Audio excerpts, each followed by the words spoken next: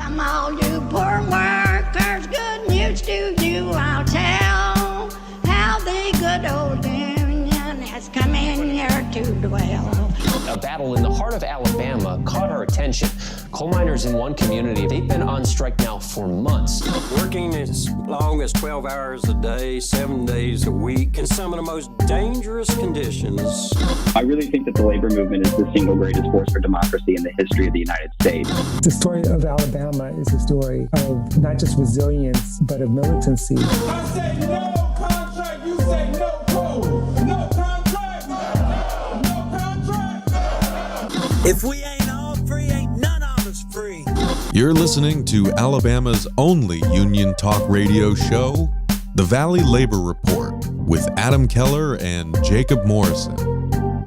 Hello, Tennessee Valley. This is The Valley Labor Report. My name is Jacob Morrison, here with my co-host and fellow agitator Adam Keller, broadcasting live online and on the radio from the heart of the Tennessee Valley, the Spice Radio studio in Huntsville, Alabama. Today, we talk about what's next for the Democratic Party in Alabama with the chair of the party. Coal miners are still on strike. We play clips from their rally last week. All that and more on today's program. If you want to be part of the show today, we've got a phone number.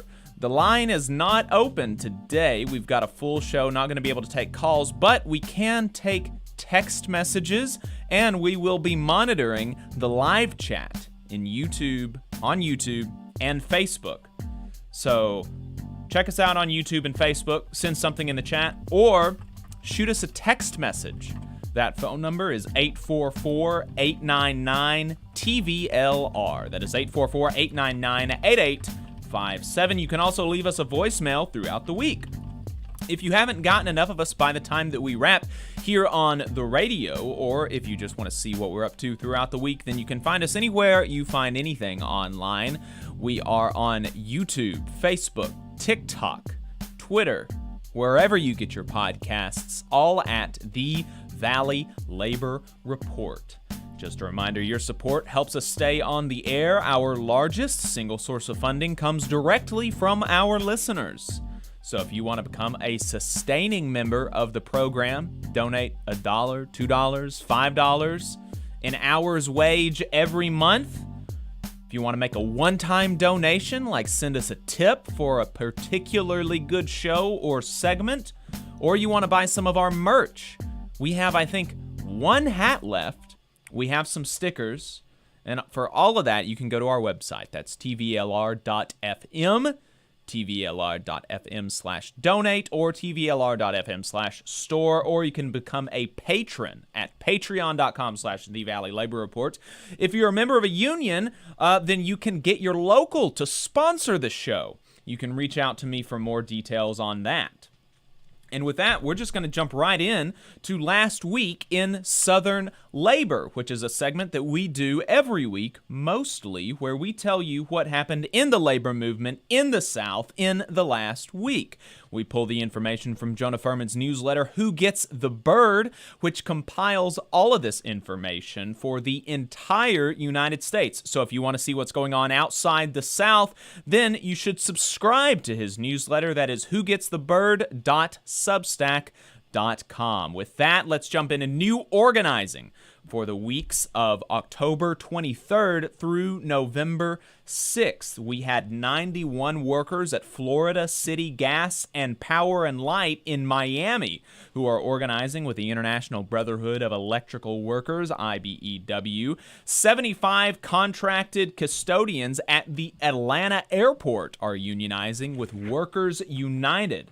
The Communication Workers of America Local 1400, aka the Alphabet Workers Union, are organizing 58 YouTube music employees in Austin, Texas, who are subcontracted under a joint employer standard. 12 staffers at the nonprofit Center for Rural Affairs in D.C. are joining an independent union. In wins and losses, we had 45 drivers for the Aramark Uniform Company in Houston, Texas, vote 31-0 unanimously to join Teamsters Local 988. Way to go, Houston Teamsters. 22 barge and tugboat workers for the Morin Towing Company in Savannah, Georgia, voted against joining the Masters, Mates, and Pilots Union 6-16. In 3 separate votes, the Independent Restaurant Workers United lost 2 but won 1. At Austin, Texas pizza chain Via 313. Of the 92 eligible voters, 21 voted for the union and 32 voted against. In 2 votes among 248 workers for PepsiCo in Medley, Florida, 166 drivers dropped the steelworkers Local 7609 56-70, while 82 production and warehouse workers stuck with the union 57-22. Workers at Pizza Lupo in Louisville, Kentucky won voluntary recognition with the Independent Restaurant Workers United. And an analysis at NBC News shows that the pattern of companies illegally shutting down to evade unions is real, and we should all take it existentially seriously for this new organizing wavelet. In strikes and bargaining updates, 6,000 members of the Brotherhood of Railroad Signalmen voted down their agreement, joining the Brotherhood of Maintenance and Way employees in rejecting the latest deal and preparing to strike. 5,000 members of Machinists District Lodge 19 narrowly voted to ratify their deal. 52% voted yes, with 59% turnout. Just a reminder, only one union needs to strike for all of them to strike and shut down the country's rail infrastructure. 2 unions representing educators in Shelby County, Tennessee, are at odds over whether or not to move towards renegotiating a long-expired contract. Love to see that. Elsewhere in transit, drivers in Greensboro, North Carolina, walked off for a day due to a so-called misunderstanding about changes to their healthcare coverage that appear to have been soothed enough to resume operations. In Louisville, Kentucky, after getting quite close to an illegal strike, the Amalgamated Transit Union Local 1447 reached a tentative agreement with the local transit authority. Journalists at the Fort Worth, Texas Star-Telegram have launched a strike fund. The Airline Pilots Association pilots at Delta have authorized a strike. The Airline Pilots Association pilots at United rejected a tentative agreement, and the Allied Pilots Association pilots at American Airlines rejected a deal before even sending it to the membership. Lots of pilot stuff happening last week. Machinists, customer service agents at Southwest Airlines, however, had a little bit better luck with a tentative agreement for their 8,000 members after they rejected the last one. So we'll see what the members say about it. In Louisiana, Mississippi, Kentucky, and Virginia, Communications of Workers of America call center workers for federal contractor Maximus struck for one day, but that day was an important one. It was the first day of open enrollment for the ACA, which is an obviously heavy traffic day for these call centers. In politics and legislation, Tennessee voted 70% to enshrine the open shop so-called right-to-work law in the state constitution. In better news, Illinois adopted basically a reversal of that amendment and enshrined the right to organize. So yes. At least our Yankee friends up in Illinois did something positive for sure. The NLRB wants to repeal a Trump-era rule that made it harder for unions to block decertification votes. And in a jaw-dropping ruling, a far-right Trump-appointed judge has ruled that Starbucks is entitled to see Workers United's communications with journalists as part of discovery in a case against Starbucks. Amazing how broken labor law is in this country. Seriously. In internal union politics for Labor Notes, Jonah wrote about the nascent reform efforts in the massive UFCW and the showdown that could ensue at the 2023 convention and beyond. In the shadow of a massive merger that could rock the union, there are new Teamsters for a Democratic Union and Unite All Workers for Democracy inspired efforts to switch to direct elections for top officers, massively invest in coordinated bargaining and new organizing, and form a rank-and-file caucus. So we'll be keeping an eye on that. Sean Fain of the Members United opposition slate in the UAW direct elections spoke to Bloomberg about their campaign to unseat the forever incumbent administration caucus from national leadership in that union. Meanwhile, the election monitor found that at least one incumbent inappropriately retaliated against the opposition challenger.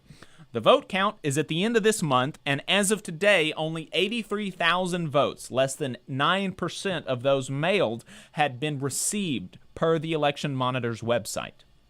In a five-way race for the presidency, it seems likely that at least that top spot, and maybe some of the VPs where 8 members are running for 3 spots, will see a runoff in early 2023. Jonah also wrote about his third Teamsters for a Democratic Union convention. You can read a write-up from In These Times on that. And so we're going to go ahead and take a short break. On the other side of this, we're going to be talking to Randy Kelley, chair of the Alabama Democratic Party. Just a reminder, you can text the show at 844-899-TVLR if you have any questions you'd like to see him answer or any comments for the show. See you on the other side. Hometown Action is a grassroots organization building a multiracial working class movement for racial, gender, economic, and environmental justice in Alabama's rural communities. We stand in solidarity with Alabama workers and are proud to support the Valley Labor Report's efforts to inform and build the Southern worker movement. Please visit hometownaction.org and follow our social media channels at Hometown Action to learn more about how you too can get involved to make the South a better place for all workers. Solidarity, y'all. IBW 558 is like a great football team. You've got to have the aptitude, skills, and knowledge to outperform the competition. If you're a non-union electrician, now is the perfect time to get off the sideline and join our team. We have the absolute best wages and benefit package in North Alabama and Southern Tennessee. It's because our team stands together, bargains together, and our families benefit from it. With immediate openings, you have the opportunity to see why the IBW is the right choice. Energy Alabama is a locally operated and membership-based nonprofit organization focused on advancing Alabama's clean energy future through education and advocacy. Many people in charge of infrastructure and building decisions simply don't know about how viable clean and renewable energy is. To that end, Energy Alabama has provided instruction to more than thousands of adults and tens of thousands of K-12 students across the state. We're working hard to build careers in clean energy and help everyday Alabamians save money on their utility bills. Learn more about our work and how you can join us at energyalabama.org. Support for the Valley Labor Report comes from the International Federation of Professional and Technical Engineers Union. Learn more by visiting www.ifpte.org. The attorneys at Maples, Tucker, and Jacobs have stood with the working people of Alabama for over 40 years, providing skilled legal representation for your workplace injury claims. When you are injured on the job, it can be a scary time. The attorneys at Maples, Tucker, and Jacobs have the experience to guide you through the process to make sure that you and your family are properly taken care of and your rights are protected. If you need help, call the attorneys at Maples, Tucker, and Jacobs at 855-617-9333 or visit online at www.mtnj.com.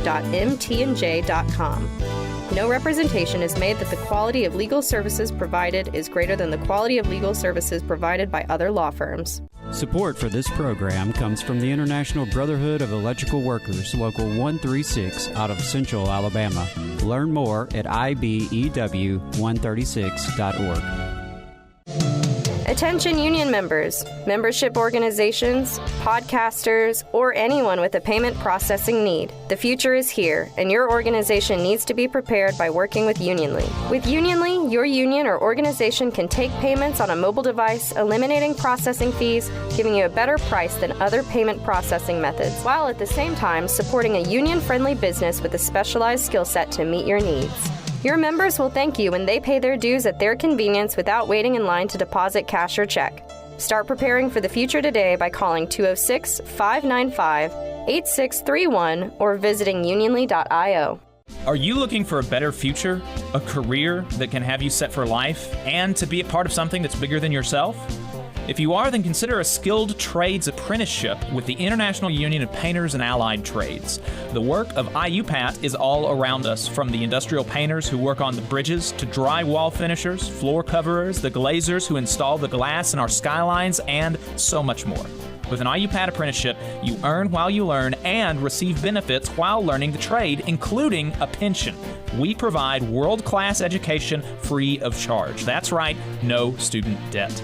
Our starting salaries for apprentices that graduate is above the national median salary with benefits for entire families. And you have the flexibility to take your trade wherever you'd like in the country to work. IUPAT District Council 77 covers our entire region, so give Adam Booth a call at 205-603-3142 for more information. Again, that phone number is 205-603-3142. Come build a better future with us today and join IUPAT. Come all you poor workers, good news to you I'll tell, how the good old union has come in here to dwell. Labor creates all wealth should go to labor. And you are listening to the Valley Labor Report. My name is Jacob Morrison. My co-host is Adam Keller. If you've got anything to add, you can send us a text message.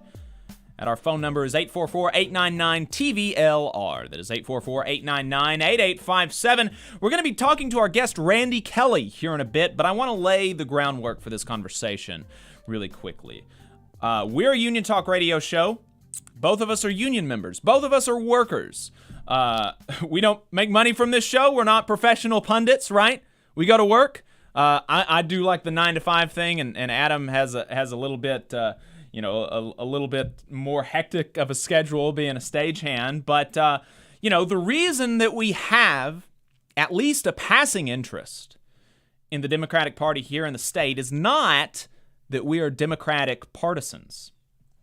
It's because it is obvious that the Republicans don't care about us. Just a few examples that are all recent, right? Kay Ivey, in a letter with other Republican governors, is trying to get Joe Biden to rescind his executive order mandating project labor agreements on federal construction projects over $35 million.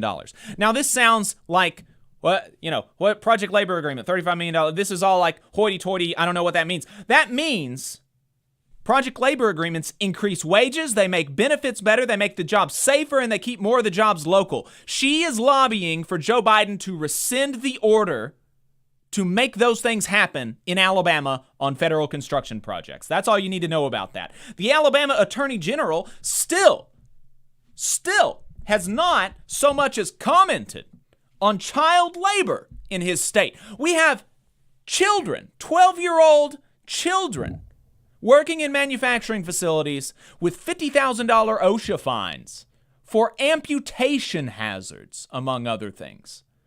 And he hasn't even commented about it. The top law enforcement officer in the country, or in the state. When Democrats last year tried to pass a Pregnant Workers Protection Act in the same year that Roe would later be overturned, no less, Republicans killed it. Republicans want to allow pregnant workers to be discriminated against because they're pregnant. And yet, they want them forced to be pregnant. Tommy Tuberville read from a Warrior Met press release when his constituents were in D.C. testifying to how that company is screwing them over. When Alabamians were in D.C.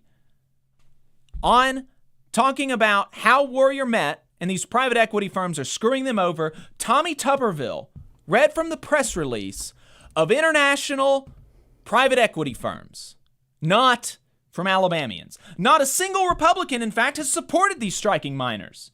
Instead of supporting workers in their state, Republican politicians and their pundit class want to make us mad at each other. They want us to attack each other. They want to attack immigrants. They want to attack gay folks so that we don't get mad at all their buddies donating to their campaigns, right?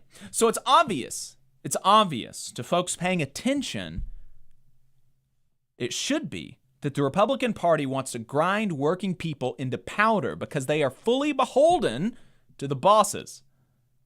And it would be nice to have a party in the electoral sphere that stood up for working people, that was a partner to working people, to labor. And for now, and that actually had some power to do something for us. And for now, the main opposition party is the Democrats, who I do want to say have done some things for working people in Alabama, and then more federally. They were able to successfully block the anti-protest bill, which would have further hampered our ability to strike in the state. And like I said, Democrats tried to pass a Pregnant Workers Protection Act to protect pregnant folks from discrimination on the job. And one or two of them have even been supportive of the coal miners. And the Tuscaloosa County Party has donated to their strike fund, and the state party, at one point anyway, was sending out fundraising emails for them. Of course, there are some times that they underperform. I saw merchandise of several local Democratic candidates here in Huntsville, and not a single piece of their merchandise had a union bug on it. Who knows if they were even made in the country, right? Could have been made in China. One of these Democrats with non-union merch was bragging in an ad about having been president of the local Council of Bosses, also known as a Chamber of Commerce, at a time when she was president of that organization, at a time when those organizations were lobbying the legislature for immunity from liability for putting their employees in egregious risk to COVID in the workplace, a lobbying effort that was successful in Alabama, by the way. And then there are the whole suite of issues from which Democrats are simply absent in the battleground, that they're just not present in any meaningful way. The Democratic Party in Alabama has, through multiple changes in leadership in this state, gone from controlling both chambers of the state legislature to almost total irrelevancy since 2010. A party that cannot field candidates for half the races, much less all of them, could hardly be considered functional. And a party that does well to lose by 20 points, that's doing well. And in a supermajority of districts could hardly be considered competitive. And those are just a couple of the many symptoms of deeper issues with the party in this state. Yeah, and I want to jump in here and just share a few thoughts, particularly after this election. And I want to start by saying that the working class in Alabama, as elsewhere, is the majority, right? We are the majority numerically. We're also the most diverse class. And, you know, it's worth reflecting as we talk about how the Republicans do not represent us, that we don't have representation in the state of Alabama. Working class people, we don't have representation. We don't have legitimate opposition to the far right. We don't have a viable opposition to right-wing ideology and to the right-wing politicians who dominate this state at the behest of bosses. And, you know, I'm tired of Alabama being the best at everything bad and the worst at everything good, right? I'm tired of Alabama's quality of life ranking at or near the bottom on every single metric. Yeah. And I know I'm not the only one. Working class people deserve better in the state of Alabama and elsewhere.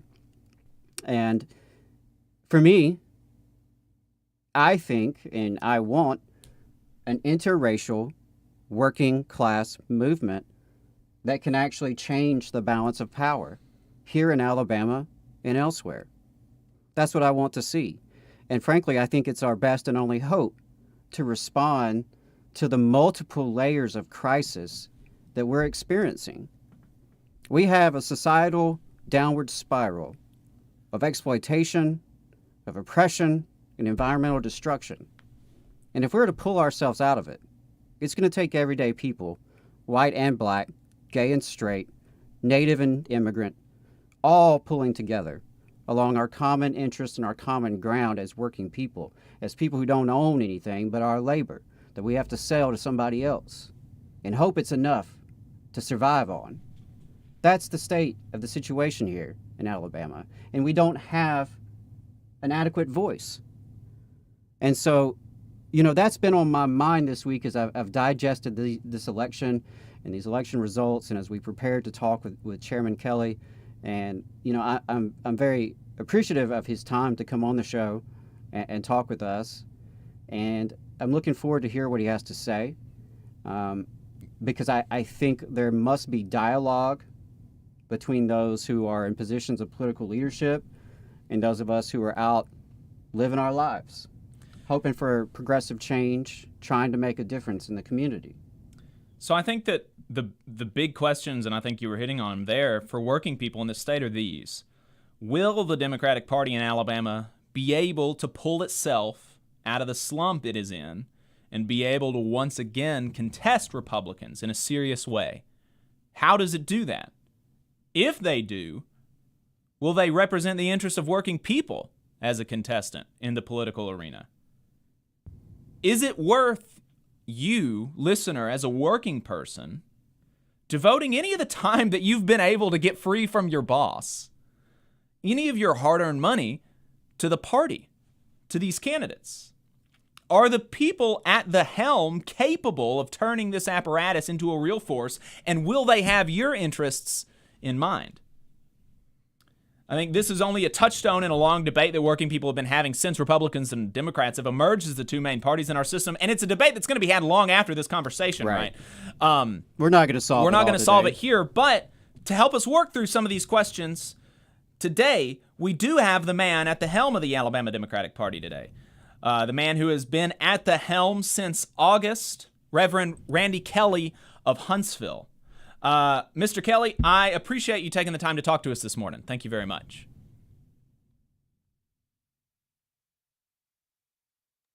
Thank you for your invitation.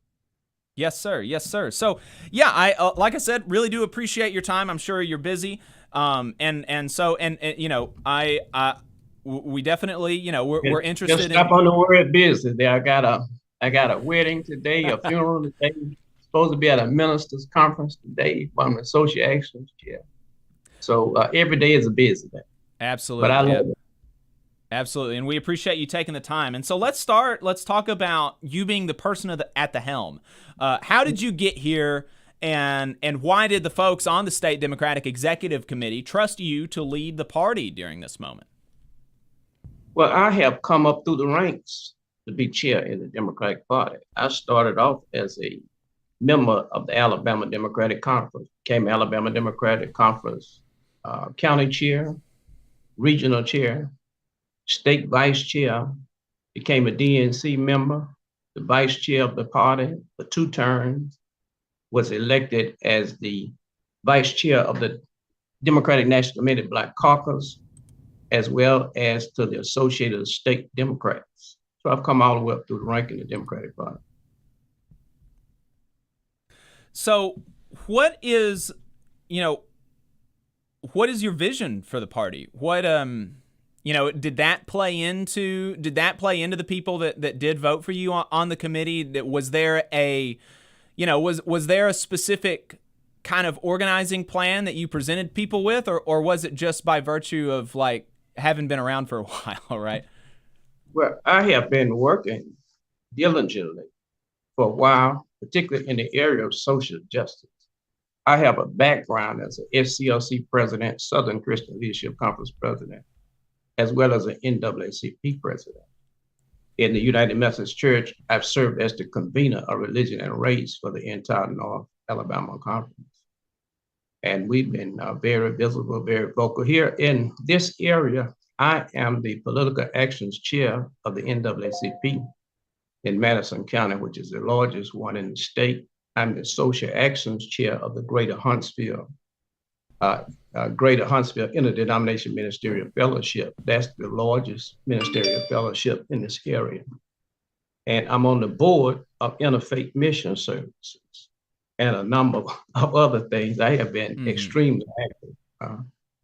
And I pastored in Birmingham and been a talk show host. I was talk show host in Gaston in Birmingham. So you can give us some tips after the show. yeah. Well, and I do want to. I need a job on that. There you go. There you go. Well, and I think that all that is relevant. All these you've been chair of a lot of different organizations and all of this stuff. But the question was, what is your vision for the party and the concrete goals that you have for your term as chair? How are you gonna parlay these positions and these connections that it sounds like you have to make the Democratic Party relevant?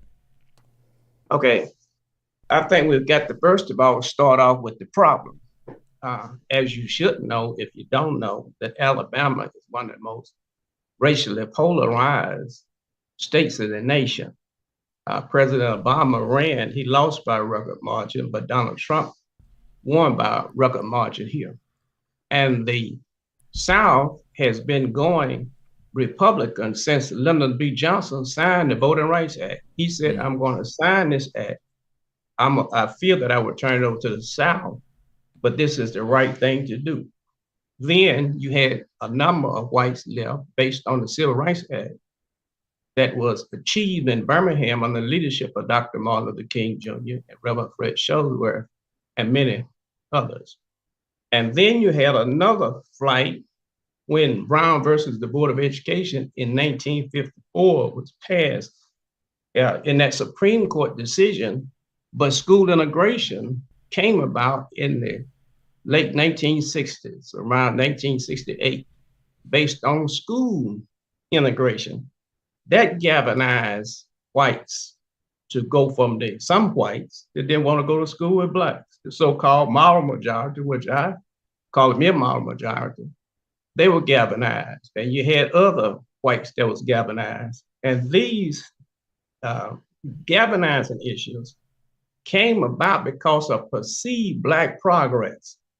Now here in Alabama, one thing is hardly ever shared. We have more black elected officials in this state than any other state in the nation. But that has come about because of activism, civil rights activism. And the gains that we have achieved is based on civil rights activism.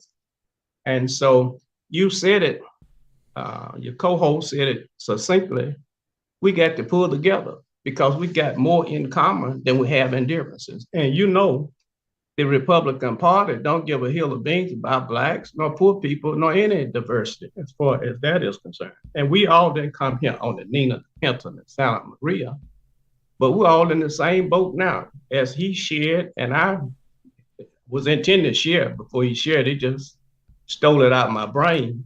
We're at the bottom of everything that's good and at the top of everything that's bad.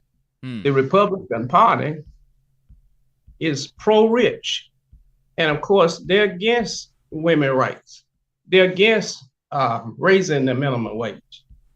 Most of the folks that's voting for Republicans can't name not one thing that the Republican Party is doing. And even the candidates don't even promise you anything but trickle down economics. They're waiting on economics to trickle down. It's just like Chicken Little waiting on the sky to fall. And so these poor people are like a crazy woman in love with a no good man. The more they get mistreated, the more they love it. What progress have we made under the Republican Party? So we've got to tell the story collectively, those of us who are conscious and those of us who are of a good will. Now, black people never would have gained into that. The Civil Rights Act, the Voting Rights Act, the Public Accommodation Act, if it had not been for white folks of goodwill. So we got to appeal to white folks of goodwill and tell them that the things that's at stake. You got folks like Lindsey Graham and other Republicans that's talking about cutting Social Security. A lot of our seniors, mothers and grandmothers live off Social Security. You have a party where you now have Joe Biden, who has created 10 million jobs, the jobs that Trump lost. And in denial of the Republican, just an incompetent, dumb, racist man in office, and his only appeal was racism. So we've got to really come to our senses here in Alabama if we're going to make progress. I do think that a lot of that is important, and a lot of that is Let me share this. Let me share this. Now, in 4 months, now I'm not going to do a miracle. I was making it mid-August, and I inherited this party. They had people before me was making half a dozen of them making over $100,000 a year, and one of them was making $150,000 a year. But now, when I took the hem of the organization, then they didn't have money in it. Right. And also even the website, even the password was not even passed down in the website. So we got to rebuild it from the bottom. And it's really as an all-time low now. But on the other hand, I think it's still a good time because I plan on working, organizing and mobilizing young people, coalitions, organizations. Here at this church I pastor, we have one of the largest Juneteenths. We have the largest Juneteenth in the state and probably one of the largest ones in the country. And I put that together in 2 years. We have 50 organizations and 8 churches join us every year. And we had a Juneteenth in the pandemic before it was a holiday. Prior to here, I had the largest one in the state. We had Chinese, Japanese, Native Americans, Korean, country and Western white people. We pulled them together. If we can do that for a festival, we can do that for the progress of this state. Here on these grounds here, this year we had an international delegation of people from Global Ties, from Brazil, Peru, Bolivia, Guatemala, Cuba. We had the U.S. Huntsville Missile Defense Agency, and who's who in Huntsville kicked off by the mayor. Now, if we can mobilize a coalition like this, it's going to take organizing and mobilizing and energizing our base. I was going to jump in here, Jacob. And I'm glad you mentioned that in terms of what you inherited, because that was actually the next question we had. Because I think in fairness, we have to state that you became the chair in August, and we're talking about issues that have festered for many years, for the entire adult lifetime of me and Jacob here.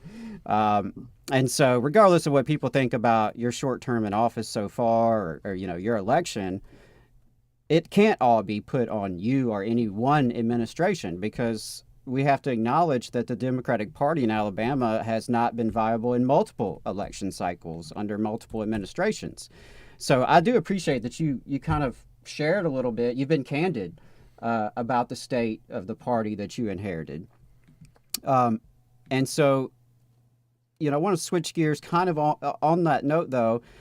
There are obviously some really deep divisions within the Democratic Party activist base. Not that there's a lot of those in the state of Alabama, but there are Democratic Party activists, and there's division there. And in fact, it seems like about the only time Democrats have been making headlines lately is when there's that kind of drama, as you put it elsewhere. And I think that's fair to call it that. There's been media coverage of your dispute with the vice chair. We don't want to get into all that because we're focused on the bigger picture here. But I know you spoke with Josh Moon and David Person recently about that issue at length. And so, if folks want to hear more about that, they can tune into that. But we wanted to zoom out a bit and look at the bigger picture of building bridges, building coalitions, as you mentioned. What are your plans and thoughts moving forward to make use of the people who already are with you in some form or fashion? They are involved in Democratic Party activism in some way, whether it's, aligned with ADC or aligned with other organizations. But how do you plan to make use of the people who are already with you and build bridges to grow that coalition and start to heal the divides within the party? Mm-hmm. Well, I think it's just one individual divide, and we need to just talk about that. The issue of that was something that my vice chair sent to the media, but actually my vice chair has had some very bizarre behavior the entire time she's been elected, but you've never heard of a problem like that in the Democratic Party before. And I called for a convention. She was against that. And the convention was to heal and build. That's what the theme was. But she was against that specific convention. And in that convention, the heal and build, I saw her get into a confrontation with 3 different people. And 2 were Black and 1 was white. So, and then I was sending correspondence out to our SDC members like any chair would do. And she would set up follow-up correspondence after I sent my correspondence out. And then I saw one article where she said she was the co-chair of the party. Well, we don't have co-chairs of the party. And then she had sent out a correspondence was saying that she's calling a press conference. Well, that's a violation of protocol. I just shared how I've been the vice chair of all kinds of things and chair, even president of my student body in seminary. But the official voice of the party is for the chair. So I sent that out to our SDC members, and she sent that to the media. And that was to create drama.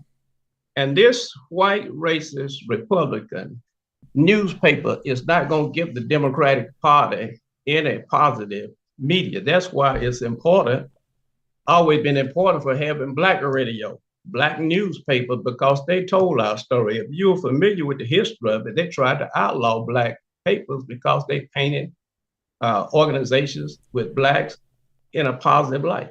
So we got to create our own media. And we got to tell our own story, because the devil still, if we don't tell our story, the devil will always steal our story and rob us of our glory. Yeah, and I mean, I think that that people having their own media is important, as opposed to, I mean, that's what we're that's doing. What we're trying to do here. And we're proud to be on WZZA, which is a historic Black station up in Northwest Alabama. I'm sure you're familiar with. But well, Adam, really quick though, I wanted to dig into that a bit, because and we're live on YouTube as well as the radio, and so on YouTube, people can chat in, and we have some people that are on the committee that are watching, and they're chatting and telling us some thoughts, and some of them are saying that from one member, she says, I say as a committee member, I have received no emails from Chair Kelley, and I have asked directly to be added. The chair's never sent any emails to SDEC members because only Tabitha has bothered to try to put together a full list. New SDEC members haven't received anything. Why is that? Why is he saying that he does have a full list and that he is? And so, it seems like there's at least a contention saying that Tabitha is the one that has actually been able to talk to them, and that's actually tried to talk to them. And as far as calling a press conference and talking to the media, I mean, do you not think that talking to the media is somebody that the state committee elected to be vice chair? Do you not think that talking to the media is something that a vice chair can do? She can call a press conference on her own, but not for the party. Yeah, I'm the chairman of the party. Mm-hmm. And it's anything with 2 heads is a freak. Right. So it's going to be one chair of the party as long as I'm running the party. And but I'm glad they call in, because we've tried to get the information of who was on the committee, because the court reporter never sent us this information. We have not received that information yet. And now Miss Eichner may know, but she should have gave us all of the information of the people that was on there.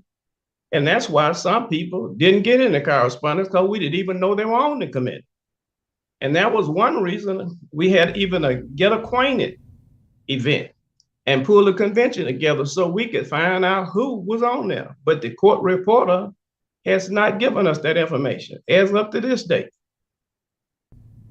And I would have to have ESP to know, extrasensory perception, to know who in the ham sandwich was on the committee. There was no way for me to know. Sure. But I think that we thought we did. We had everybody, but right. yeah, it's not my fault. Yeah, we've tried persistently, so it wasn't a smooth transition. Now, if I had been chair, I would have had everything in place. I would have had a plan for the candidates and all this kind of stuff, but I inherited no plans, no funds, or anything like that. As I just shared, it's at an all-time low. And the reason why I can say it's an all-time low because I've been on the committee. Sure, and I mean, I don't doubt that there are, I didn't realize that they hadn't given you the password to the website, for example. I think that's pretty, that's not great. But you mentioned in your interview that you hadn't even talked to the vice chair since the public kerfuffle, and then the the person here in the chat is saying that she's given you her email directly and she still hasn't, and requested to be added and still hasn't been added. But it sounds like you're going to be working to make an effort to add the people that are calling the office and sending emails and requesting to be added. Is that what we're understanding? Yeah. Well, personally, I don't have the email. She hadn't sent it to me. I don't know who she sent it to, but I don't have it. But we put everybody on there whose name that we had, and we even have made repeated appeals for that. And we'd be happy to put a name on there. Yeah.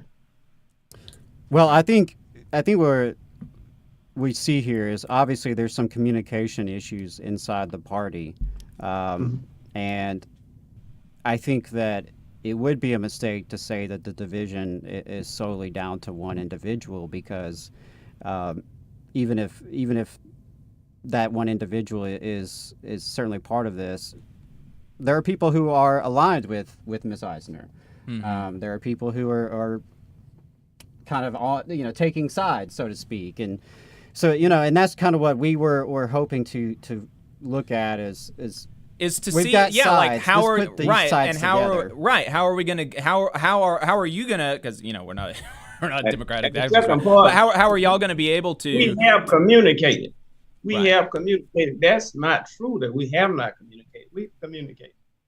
Since okay, well, that may have happened. So I just listened to the podcast of you and Josh Moon this morning, and on that podcast. That was at that time. Gotcha. Okay. Well, and so what is the plan to kind of bring those factions together? Well, actually, I think the main thing that brings people together is working around a common issue. Issues bring people together. As a long-time church pastor, that builds relationships, working together for common causes. And yes, we've got different cultures and different backgrounds, but it's a matter of synthesizing those things and then being able to disagree and not being disagreeable. I think that that's something that we certainly try to take into the Union Hall, try to be able to disagree without being disagreeable. I think that's Absolutely. Good advice. So on to the next question that we had was about the fielding of candidates. And obviously, right, you've been chair since August, and that was long past the deadline to get on the ballot. So the lack of candidates on this election is certainly not on you. But this has been an issue since, even in 2018, we had there were more Democrats on the ballot than I think 2014. But this year, Libertarians actually fielded more candidates in Alabama than Democrats. And they did that despite only knowing they'd have ballot access a month before the deadline. And just to give a practical example on it, I counted up on my ballot in Athens, Alabama. I had 26 offices to choose from. Democrats had 7 candidates. Libertarians had 12. And 10 Republicans were unopposed. So there were more unopposed Republicans on my ballot than Democrat options. So what is your plan to increase candidate recruitment so that folks at least have an option on Election Day? That's it. Aggressively seek out candidates. Now, I'm a former city council person.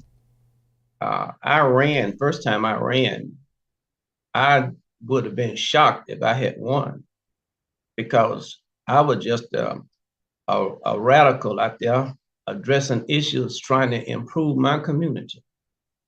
And I didn't have the money to run a campaign. I didn't really have the message, and I didn't have the machinery. Those are the basics. And candidates can't win an election when you don't really have the basics. Now, if you got a message and you're able to organize, you can build a machine. And then you're looking at a state. I was talking to President Biden, and at the end of our conversation, he asked me, how was it going in Alabama? And I said, Mr. President, you know this is a deep red state. And he said, well, you wrong. He said, it's a crimson state. It's past red. Kay Ivey, in the first report, had spent $10 million and had $250,000 almost left. And there's no telling how much she didn't have on this last round. And political monies normally come from big business, you know, because that's good for business. They want these politicians to be favorable to their business dealings and what have you. And a lot of times it's just like going to the horse race. You're not going to go out and bet on a horse that's going to be losing. So we've got to recruit candidates, and we got to groom candidates, and we got to provide candidate training. But now there's candidate training out there that's offered by the Democratic National Committee. You had the Best Practice Institute, you had the National Democratic Training Committee. But the folks are not familiar with that. We're going to make sure that the people are familiar with that kind of training, because there's some people want to run, but they don't know how to campaign. Now, the next time I ran, I had name recognition.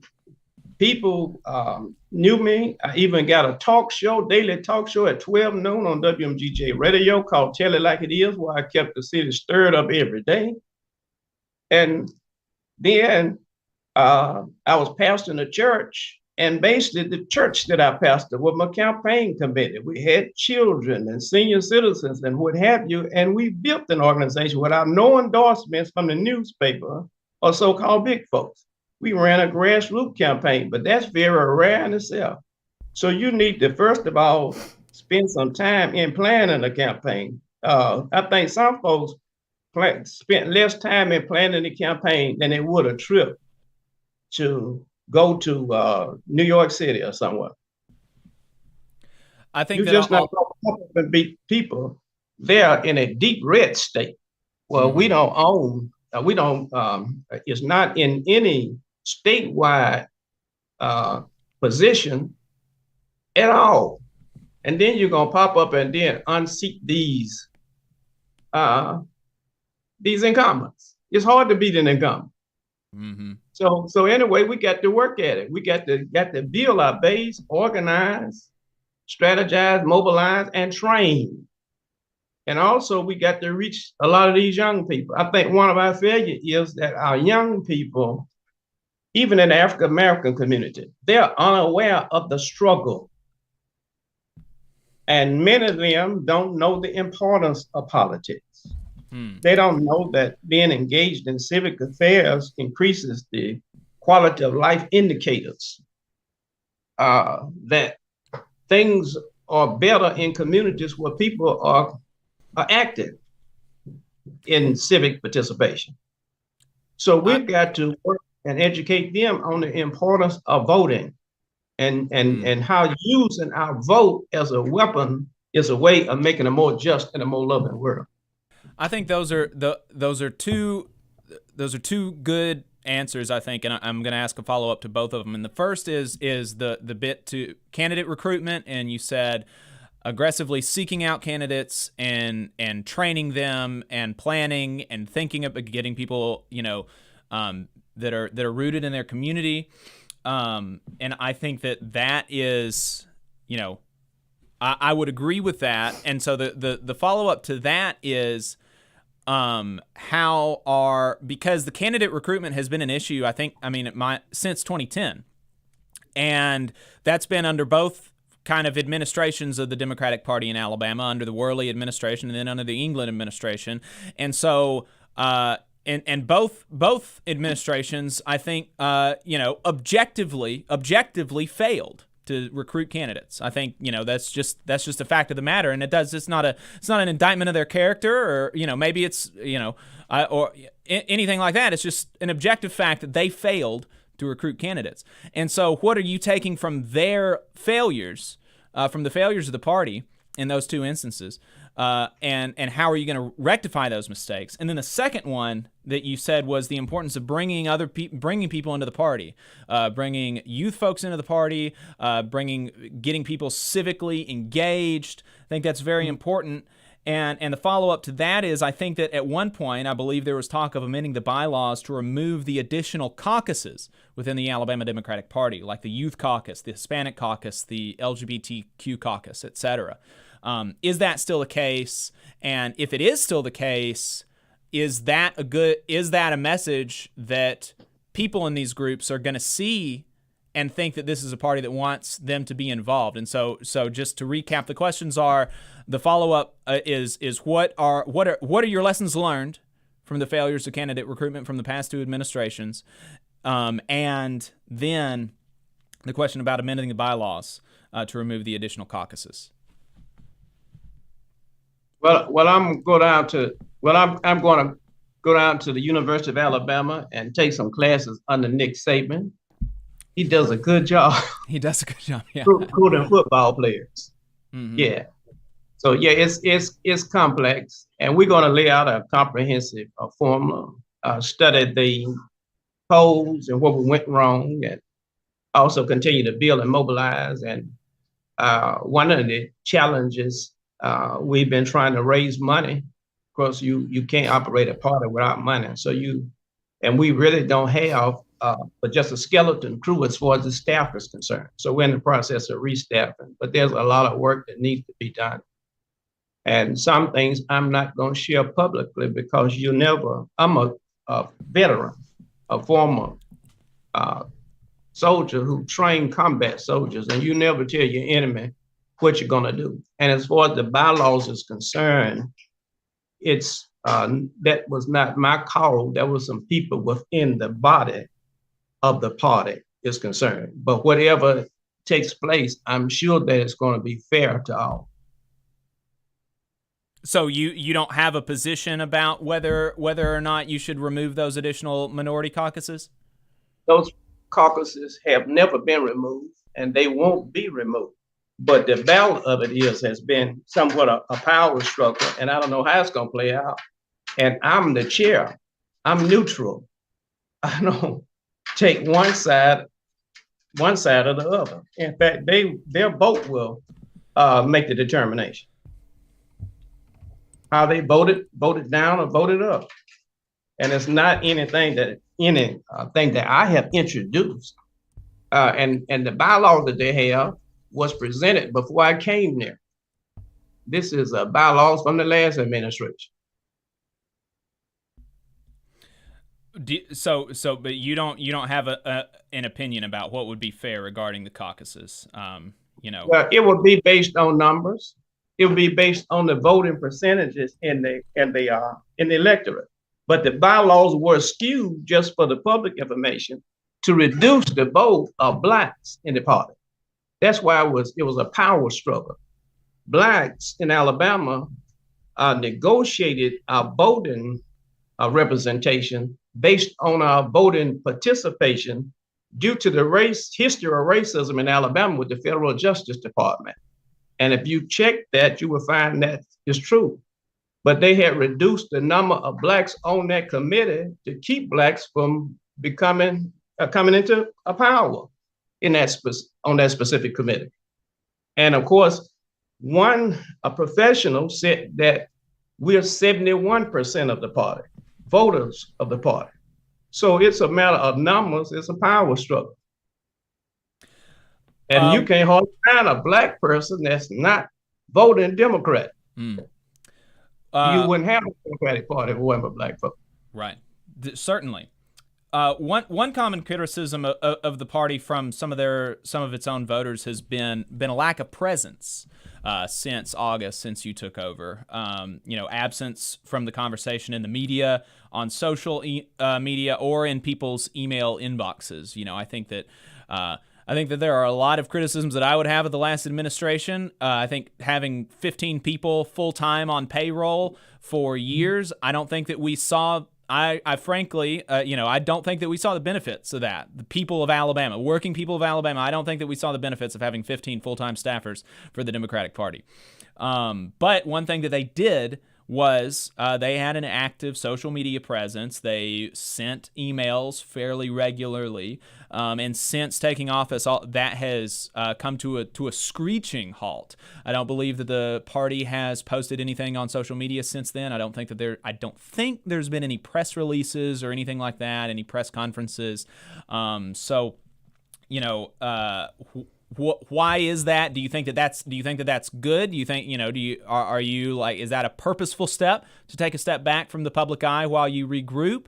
Or, do you not think that Democrats should be out there right now? Or, just what is your response to the criticism of the party being absent?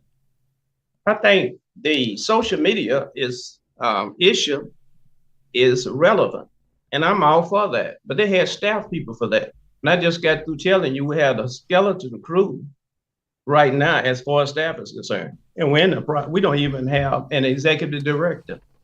So we're in the process of trying to hire some people, but they're not going to work for peanuts. And if you give them peanuts, you're not going to get anything but monkeys. So that takes time to hire a good staff, because it's easier to hire than it is to hire somebody and fire them. Mm-hmm. So we're taking our time. Like I say, in the short period of time I couldn't have done what they expect. And the expectation for me, and I don't mind criticism. I love criticism, because being in leadership for a long time, you get immune to criticism. But I love criticism, and I love feedback. And everybody that has called me that I know of, I have responded to them. And I think that's a good attitude to have to criticism. There have been some people that have volunteered to run the accounts on a volunteer basis. I think that Eisner is one of the people that did. I think that there's been other people on the executive committee that have been willing to run it on a volunteer basis. And is your opinion that the social media accounts should be run by full-time staff as opposed to volunteers? Well, we will decide who's the best person to run that. And I am not comfortable with Eisner running that. She got a position as vice chair. And because I've seen some of the stuff that she sent. And let me share another thing about Ms. Eisner, is she ran for chair in the last administration. She lost chair, and from my understanding, she fell out on the floor and started screaming. And I'm not saying that just to say that. This is what they tell me. So I'm really concerned about who operates the social media, because you're sending messages out from the party, and we're trying to put the party in the best light and the best image. I think that's certainly important to. That's a talk that I've had with people about union Twitter accounts, actually, about social media discipline. that I think that's important. I'm not gonna let one of the toddlers of my church drive me to Washington D.C., fly me to Washington D.C. in an airplane. And even though I love that ham sandwich out of children. So we want the right person in social media. We want the right person as the executive director of the party. So, we talked about candidate recruitment. There were candidates that in some of the races. Do you feel like those candidates across the state got the support and the guidance that they needed from the state party before you were elected and then after you were elected? I don't know if you can comment about the support that they received before, but you can certainly comment to the extent that they received support after. Do you feel like they got the guidance and the support that they needed from the state party to be able to run successful campaigns? Well, they got the guidance, those that asked me, the best guidance that I could give them.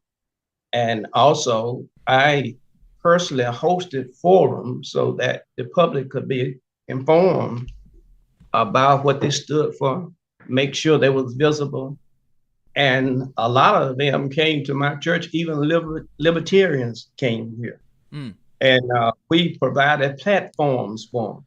And so I don't know of anything else that we could have done for them.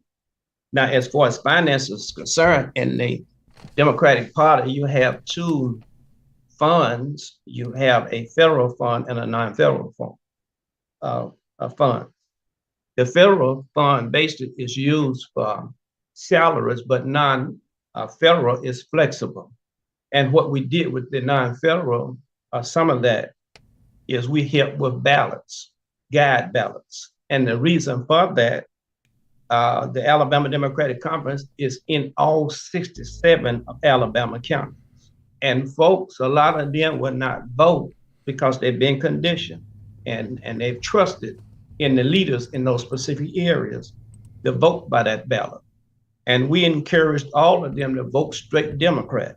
And if the truth is known, that many of them got as many votes as they did because they voted straight Democrat. I think that, you spoke about, some of your plans to build a working class majority, hitting some of these issues where Republicans are clearly out of step with the average working Alabamian, wanting to cut Social Security, wanting to cut Medicaid, wanting to cut taxes for the rich while continuing, grocery taxes on the poor. I think that these are all, I don't think that you mentioned that last one, but I feel comfortable. I think that it's a safe assumption that you hold the position that the grocery tax is wrong as well. But shifting to as a union radio show. Shifting to the Democrat Party's orientation to labor. And let me interject this before you get off labor. I'm a former union representative. I work for Goodyear Tire and Rubber Company. Okay. And also I work now with a group that's organizing unions. And we have periodic Zoom calls. So I'm very much pro-union. Well, that is, That's good to hear. That's good to hear. And so are we going to see, under Randy Kelley's Democratic Party, are we going to see, a recommitment to organized labor with a real intention to support unions, those who are organizing unions and stuff like that? We've seen several big labor actions going on in the state right now. Coal miners are on strike. Paper mill workers are locked out. Starbucks and Amazon workers are organizing unions. Longshore workers got near a strike down in Mobile. And all of that is actually... That has all been since you've been chair, right? So we've got a lot of stuff happening right now. So what have you and the party been doing to support these workers and since you've become chair, and what is your plan to support these workers moving forward? Oh, well, I had no connection with them. None of them had contacted me about it. I intend at least of all develop a relationship with them. We have Darrell Turner's son, who was an official in the labor union. He's over that for the Democratic Party. And I think he's going to play a great role in working with those unions. But any way that I can help them, I'm certainly going to do that. In fact, I have worked to try to organize unions in hospitals and plants and everywhere else. Yeah, in fact, if it wasn't for the union, I wouldn't be getting a retirement check from a Goodyear Tire Rubber Company, and we wouldn't be getting the wages that we have, and the benefits, the health benefits, and all these things. So yeah, I'm 100% behind the union, but a lot of times, it's a matter of working together, networking, and of course, I know you do understand we have a lot of things that we're challenged with, particularly as the chair, many things to do. And but if I can assist in any way in anything, I certainly will. Right now, we're working with educators in the school. I had a meeting here at this church with some people from the Desegregation Advisory Committee. So we're going to be working with the educators and building bridges there. And as I was sharing, I'm not going to be able to do it. Didn't think I was going to do anything miraculous within the short period of time that I was in there. And even in that one time, it was 14 days before I was even able to get in the office because we had a employee that had COVID. So my one of time has not been a long time to deal with. And then trying to put together a convention and multiple other things and meetings. But then too, a lot of things that I'm doing now, I wouldn't have to do if we, had the staff in place.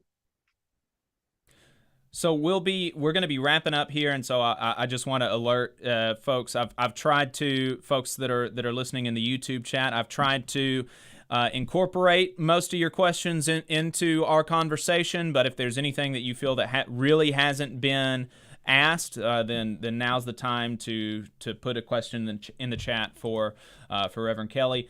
And so, as some of the last couple of questions.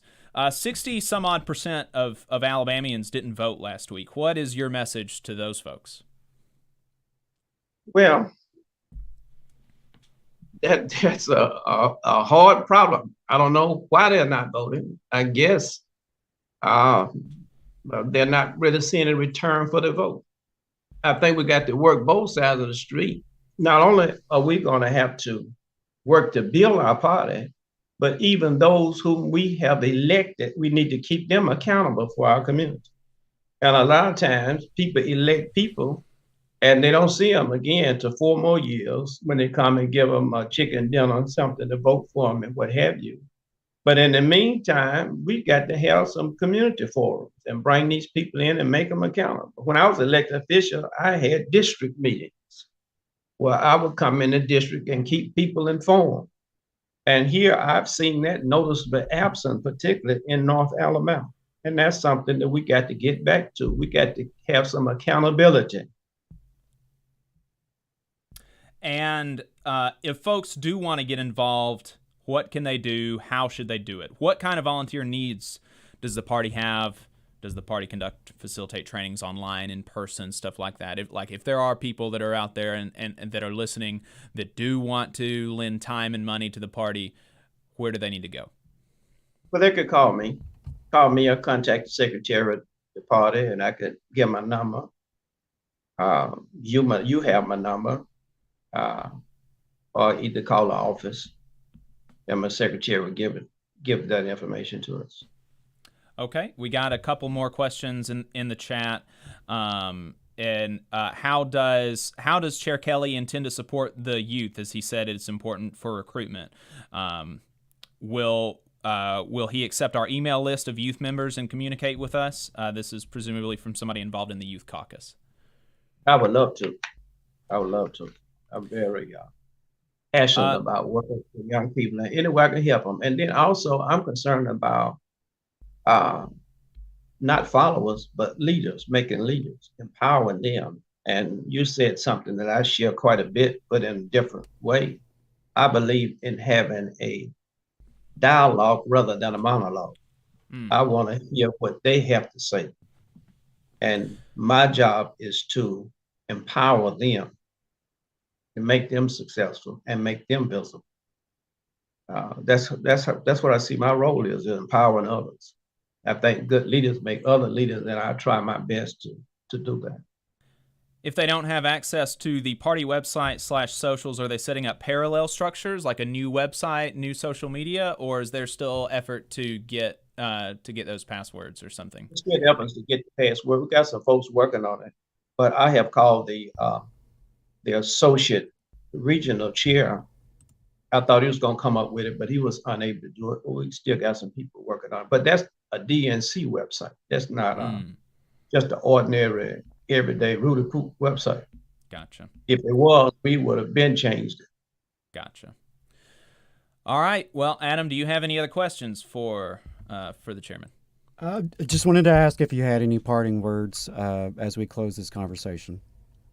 my parting words is I thank you for inviting me, and both of you have good radio personalities, and I have enjoyed your questions, and I basically wish we had more interaction from the listeners, because I kind of feed on that feedback. I'm energized by it. So, but you can invite me anytime. I'll be happy to come on and deal with whatever topic you want me to deal with. We'll hold you to that now. We'll hold you to it. I have your number, so I'll give you a call if we want to bring you on. So thank you. I appreciate it. Have a vacancy for a talk show host there. Just put me on the waiting list. All right. When Jacob kicks me off the air, we'll call you up.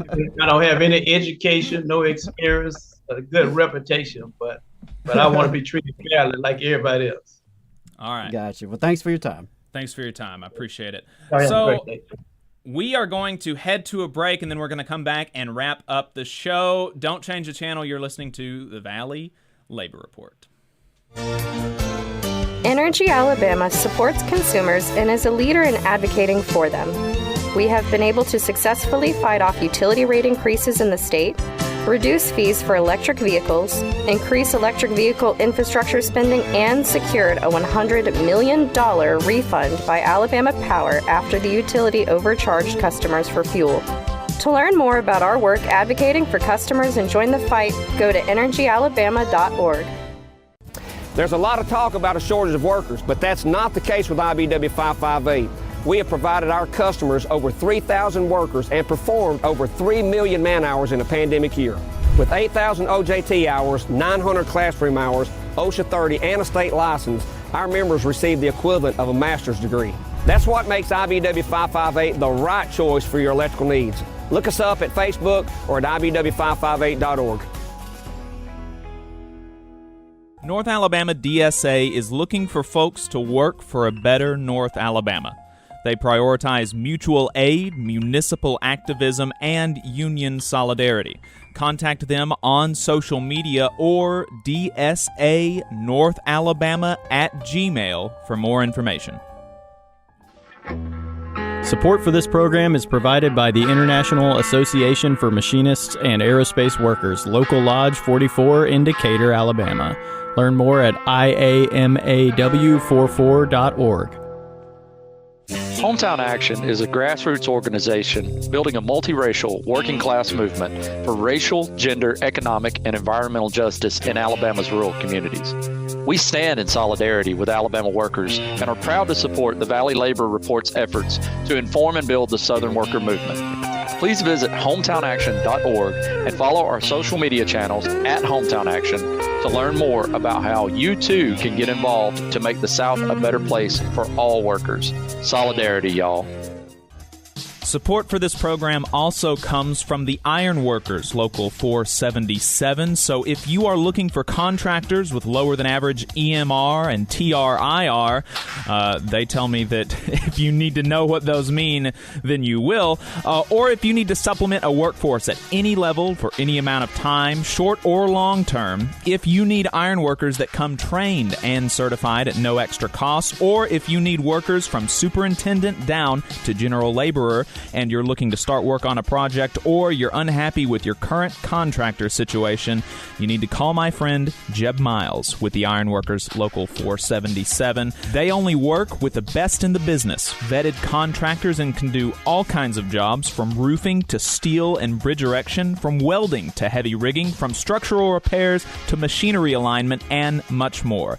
They supply manpower on 4 of the 5 largest projects in North Alabama, so you know they're legit. If you need good quality, safe, efficient, diligent, and knowledgeable workers on your job, then you need the Iron Workers Local 477. Call Jeb Miles at 256-383-3334 or via email at local477@bellsouth.net, and make sure you tell them that you heard about them on the Valley Labor Report. We're the nurses, firefighters, and claims representatives that help keep our government services running. We respond to natural disasters. We care for our nation's veterans, and we investigate discrimination in the workplace. We are federal and D.C. government workers, and we are proud to serve the American people. Working in more than 70 agencies across the government, we know we can fulfill our mission because our union has our back. Learn more at afge.org. Paid for by the American Federation of Government Employees, AFL-CIO. Support for this program also comes from the Mid-South Council of Retail, Wholesale, and Department Store Union. Learn more at rwdsu.info. Come on, you poor workers, good news to you I'll tell, how the good old union has come in here to dwell. Alabama's only union talk radio show. This is the Valley Labor Report. My name is Jacob Morrison. My co-host is Adam Keller. If you've got anything to add, you can send us a text message. The phone number is 844-899-8857. That is 844-899-TVLR. We are going to wrap up the show talking about the mine workers rally from last week, but we will continue the conversation about the Democratic Party in overtime. So we got some people in the chat that are going to be calling in, share their thoughts on our interview with Chair Kelley. Little slip there. Chair Kelley, going to be sharing some thoughts about Chair Kelley in overtime. So if you want to hear listener thoughts live to that interview that we just had with Chair Kelley, stay tuned to overtime. But we do want to make sure that we get to this UMWA stuff from last week before we wrap the main show. And that is that last week, the UMWA, the United Mine Workers of America, marched in Brookwood on a highway by one of the mine entrances in what appeared to be the beginning of an escalation campaign. I went down there to support my sisters and brothers that have been on strike for a year and a half. I took some PTO. I was happy to do it. And I was able to get a couple of recordings of the speeches from International President Cecil Roberts. And, you know, folks that know Cecil know that he is nothing if not a good speaker. So I was able to snag a couple of clips. And here is what Cecil said to people as they got ready to walk, talking to them about the game plan and the need for them to be more visible. So let's play that, Adam. And I can tell you, today we have 4 volunteers. All of them are women who said that they would be willing to sit down in the road and block these people from taking your jobs. I asked them not to do that today. One of the things we have to do is be more visible. So we're going to start that process today. We're going to be walking up the road and somebody's going to come along and tell us we don't have a right to walk on their road.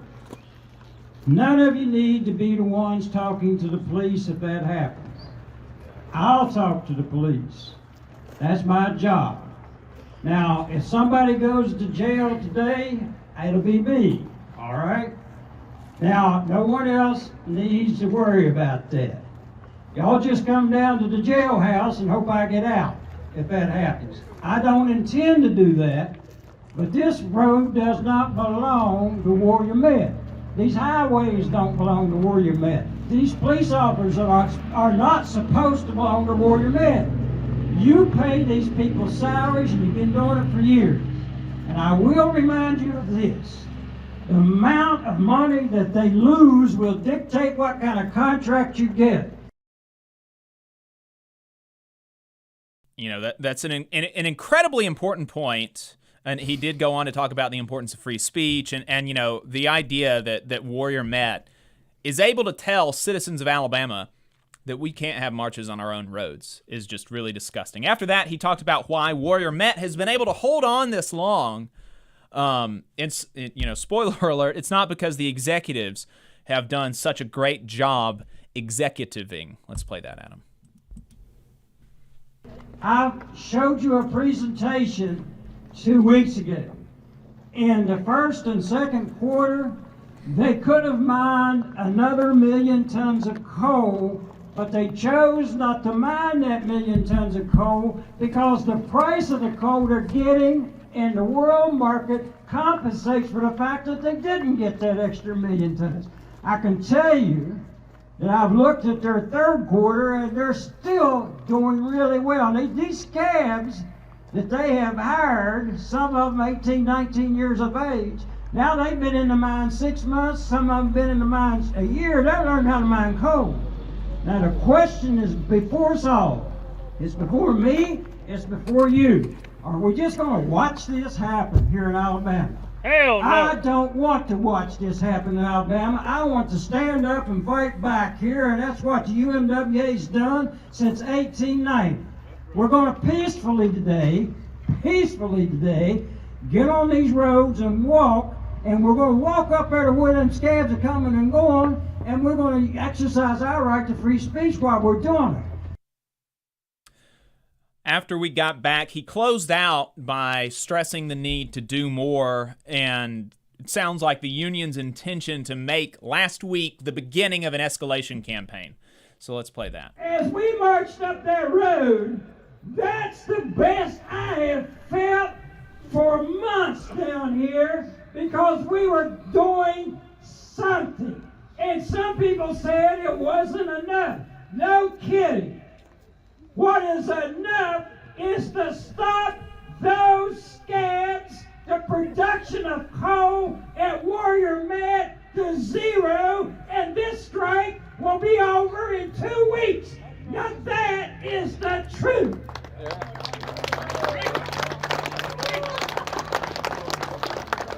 Brothers and sisters, there are a number of retirees here.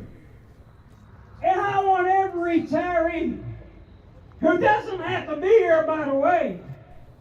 They come here on their own. Every retiree that's here tonight, come on up here and join this group right here.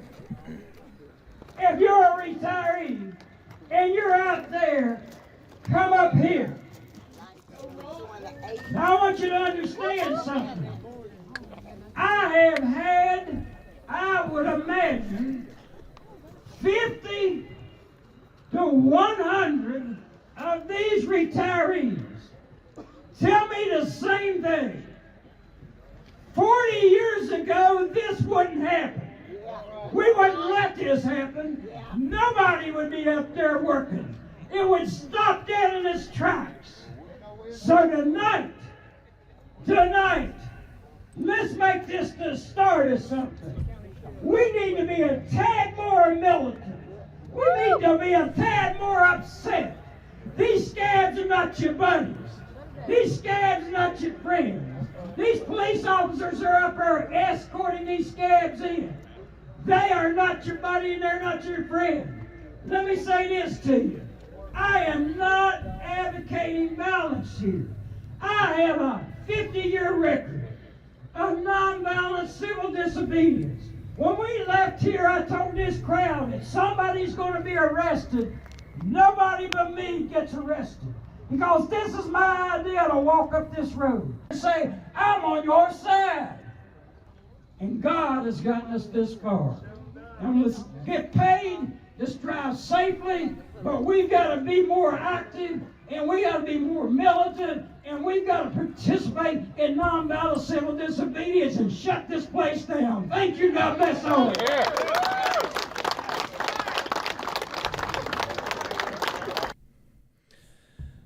We're wrapping up here on the radio. Just a reminder, next week, a week from today at 11 a.m., food's going to be served at 1 is the Labor Council Barbecue at the YACC Pavilion at Montesano. You can support the striking families at Warrior Met at paypal.me/UMWA Strike Pantry. Follow us online, Facebook and YouTube, where we're going to continue the conversation in overtime.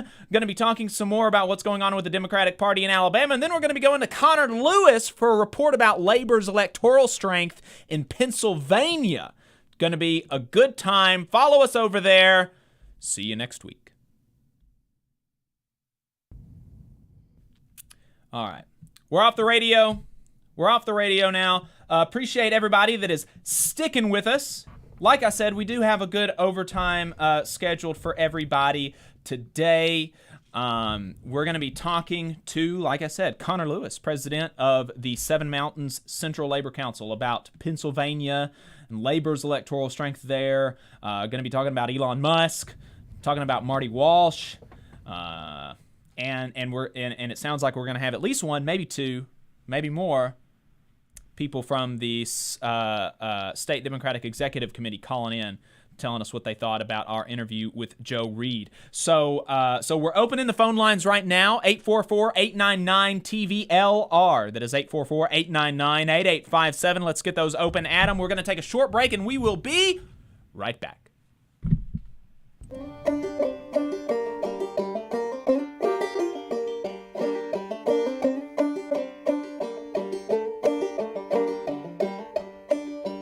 Come on, you poor workers, good news to you I'll tell, how the good old union has come in here to dwell.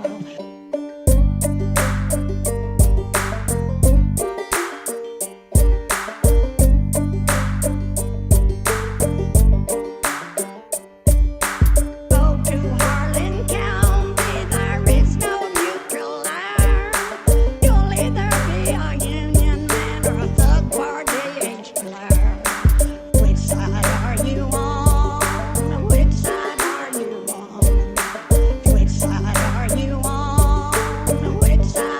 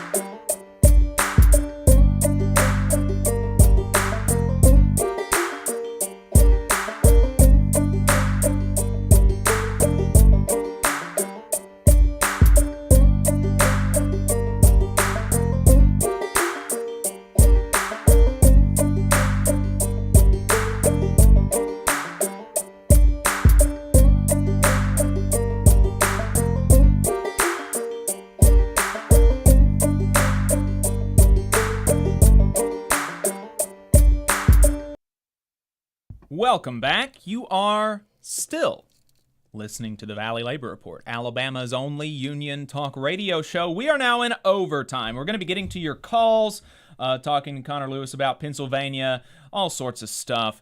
And so, you know, Adam, I don't know if you wanted to, is there anything you wanted to say about the chat with Randy Kelley before we hear listeners' thoughts? Yeah. I can't say I got answers to all my questions. But as I said in the chat, sometimes that is an answer by itself. Yeah. I hope that, I hope that folks walked away knowing a little bit more about the state of things. Mm-hmm. Now, whether they got that from Dr. Kelley's answers or perhaps from what he didn't say, there was some vigorous discussion in the chat among people who are plugged into that circle. You know, neither of us are on the SDEC. There are people in our chat who are, and who, you know, were not impressed.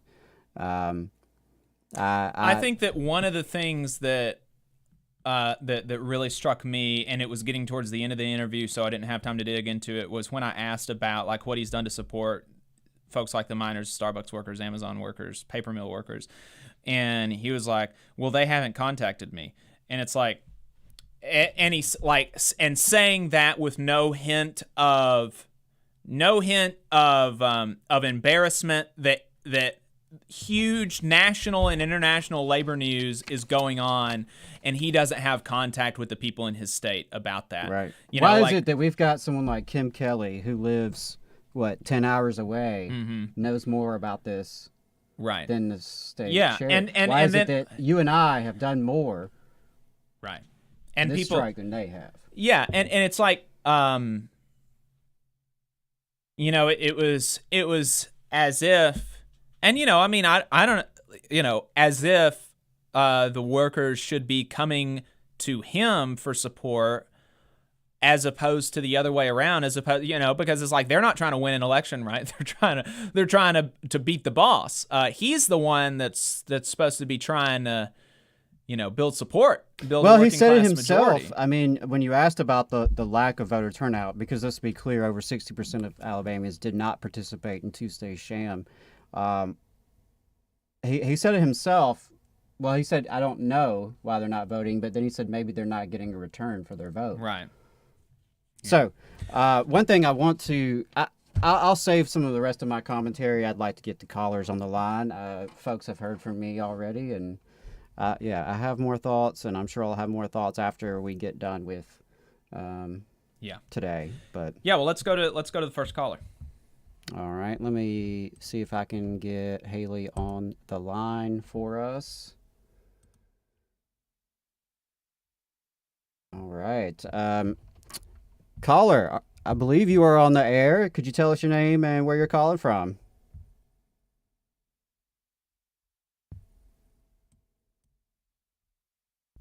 One at the height of oh, hey, cut the WVN in. Yeah. Yeah, caller, I think you are on the air. What's your name? Where are you calling from?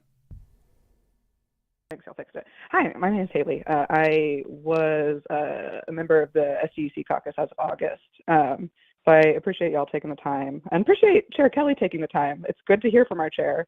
I will say it's been very frustrating. We joined, a bunch of us joined in August. We were called children. They tried to keep us out. And it's been incredibly frustrating as a new member of the SDEC. In particular, like listening to this interview, knowing that like folks in our caucus have spent a tremendous amount of time trying to get email lists together. Like so much time has been spent trying to get folks this email list. And nobody is receptive to it, right? And so the chair is like, well, you can call me and my secretary will pass it along. And it's like, that's not super comforting when we're trying over and over again to figure out how we can get in touch with the chair. And so it makes it hard to like accept Chair Kelley saying that he wants to like talk to us, support the youth, get our feedback, recruit candidates. It's like there is a whole group of youth that has spent a tremendous amount of time just at that one meeting. 12 hours we spent at that one meeting to get elected to the SDEC. And we want to be there for the party. We want to figure out how we can build a party and move the state forward. And we're not getting that communication. And particularly it's frustrating, like hearing the chair talk about Tabitha instead of focusing on the elections, right? Y'all explicitly said at the beginning, we're not going to focus on that. And he brings it up 3 times in particular, like Right. to talk about a rumor that he heard her screaming, right? And, you know, explicitly saying, that's not something that I saw, but people tell me she started screaming. And I can't accept that, you know, that's about saving the image of the party when we're spreading rumors about people that are trying to do the work. And Tabitha has been there trying to support us where the chair hasn't. So I would absolutely love to be in contact with the chair. I think it would be wonderful if we had that level of communication and support. But that's not what I have experienced as someone who's new to the state and new to the party and trying to figure out where I belong. And I will say that one thing that I would like for the chair to do in order to sort of fix that division, that lack of communication, is particularly focus on youth caucus, LGBTQ issues, and the county parties, and labor as well, obviously. Y'all have already addressed that. But those are three areas in which the chair has a tremendous amount of power to build bridges, the way that he talked about in the interview, right? He can spend time with youth caucus. We have tried to get him in communication with us. He could spend time making sure that queer folks don't think that they're trying to remove the queer caucus if in fact they don't want to remove the queer caucus, which seems incredibly unclear based on his refusal to sort of take a stance on whether or not that would be correct. And even more so, not even just refusal, but suggesting that the reason we have those caucuses in the first place is to dilute the Black vote, which is incredibly frustrating, in particular because, like, the youth caucus has to have a certain amount of Black representation. And so he's kind of hand-waving over the actual mechanics of how this works to make this claim about a power struggle between Black folks and white folks. And that's not to say that that hasn't happened in the Alabama Democratic Party before, not to say it's not worth talking about, but it doesn't seem like it's the issue in this case, and it's sort of a way of avoiding that we're not supporting youth caucus, we're not supporting queer folks in the party. And in particular, the county parties are having to do a tremendous amount of organizing on their own with no support from the state party. And those are the folks that show up to labor events, right? Those are the folks that I have seen out on the picket line, out at support events for Starbucks, out at rallies for the RWDSU organizers in the Bessemer facility. So anyways, I will end my rant, but those are some of the things that I would like to see from the party chair. And I think that we have a tremendous opportunity right at this particular moment to build a progressive Alabama. And so I'm really, really hopeful now that this election is over and we've lost this moment, that the next moment we can do better. Yeah, I think that... I really appreciate you calling in, Haley, and sharing your perspective. And I can't imagine how frustrating that conversation must have been from your side of things. Yeah, well, and you know, that's just bizarre that the email list has been such a point of contention. You know, you would think that would be the first and most easiest thing to make happen, right? One would hope, and I totally take the chair's point that yes, it's been a messy transition, and there are a lot of things that he is not remotely responsible for. In particular, like he's not responsible for the ways that we failed to recruit for this election cycle, but he is responsible for the way the transition has been happening. And I think that has been happening with a complete lack of communication across the board, except for the folks that are in the chair's caucus, which is great. But also, the rest of the SCC should be getting that communication because, like I said, we want to be there for the party. We want to figure out how we build something that works for working people in Alabama. And that's not what the Democratic Party is doing right now, right? Like, we don't have a structure that's a real opposition party. We don't have a chance in a lot of these elections. And in part because there's no support flowing from the state party. And so figuring out how we fix that, I think, is going to take a lot more communication, particularly with the young people and the new members who have ideas, right? Who would love to help with the social media accounts, who would love to help figure out the website issues. We have experience with that. We want to help, and we're just not being even so much is emailed, no matter how hard we try. It's been very frustrating, but I do appreciate him taking the time. Yeah, I certainly do too. I mean, there's no doubt he's busy. So how do you feel about your commitment to the party so far? Do you think that, and what would your message be to other people that have listened and that are maybe not involved in the party, that want to get involved in or that want to get involved in something? Do you feel like it's been a good use of your time? Do you feel like it has the potential to be a good use of your time? Or just what are your thoughts in general about being you're like officially to a certain extent like a capital D Democratic Party activist, right? How do you feel about your investment both in time and resources and all that? Tremendously conflicted, I will say, because I think that it's important to have an opposition party. I think that we are dealing with fascism and we need to make an attempt to organize in opposition to it. And over and over again, I don't see a positive message coming out of the Democratic Party. And so, anytime that I have been in sort of party meetings, I hear a lot of, we need to unite, we need to unite, we need to unite, followed by a lot of bickering, and not a lot of what we're uniting around, which I think is part of the reason why there's so much bickering, is that we don't have clear values in this party, as near as I can tell, which again is part of the reason why we have Yolanda Flowers as our gubernatorial candidate, right? We're putting up candidates that don't have values that one would think of as like in line with traditional Democratic Party values. We're getting a gubernatorial candidate that is anti-choice because we don't have values that we're trying to unite around. And so I will say it's been frustrating. I can't necessarily encourage a whole bunch of people to try and get involved unless they're really, really ready for a challenge. But I knew that coming in, right? Like I knew that it wasn't going to be easy, that there's a long history of division here, and it's going to take a long time to figure out how we build it back. And I would really love to see the chair take the lead on that, right? I think that there's a lot that we can do, but it has to start at the very minimum with, communication and not sort of smearing each other in public in lieu of communicating with each other. Yeah, Yolanda Flowers, anti-choice, and also, I think that like religiously bigoted is like an accurate statement about her views of non-religious people. Right. I think she said something about like atheists are like lizard people or something. That was not a real campaign. That was not a serious candidate or a serious campaign. Anyone who thinks otherwise is living in a different world. But something you said, Haley, that resonated. Yeah, and I know a lot of folks, I know a lot of folks that wrote in, myself included, wrote in Jared Budlong because we were not able to accept voting for you. Or I did too, anyway, I don't know if sorry, continue. I was just going to say something you said that really brought up something I had jotted down earlier, which is that, there's been this infighting in the Democratic Party for all these years, dating back even before, Nancy Worley and Chris England.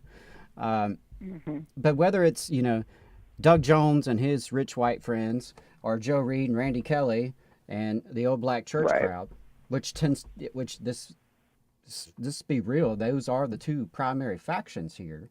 Yep, exactly. Neither faction seems at all interested in engaging with the left.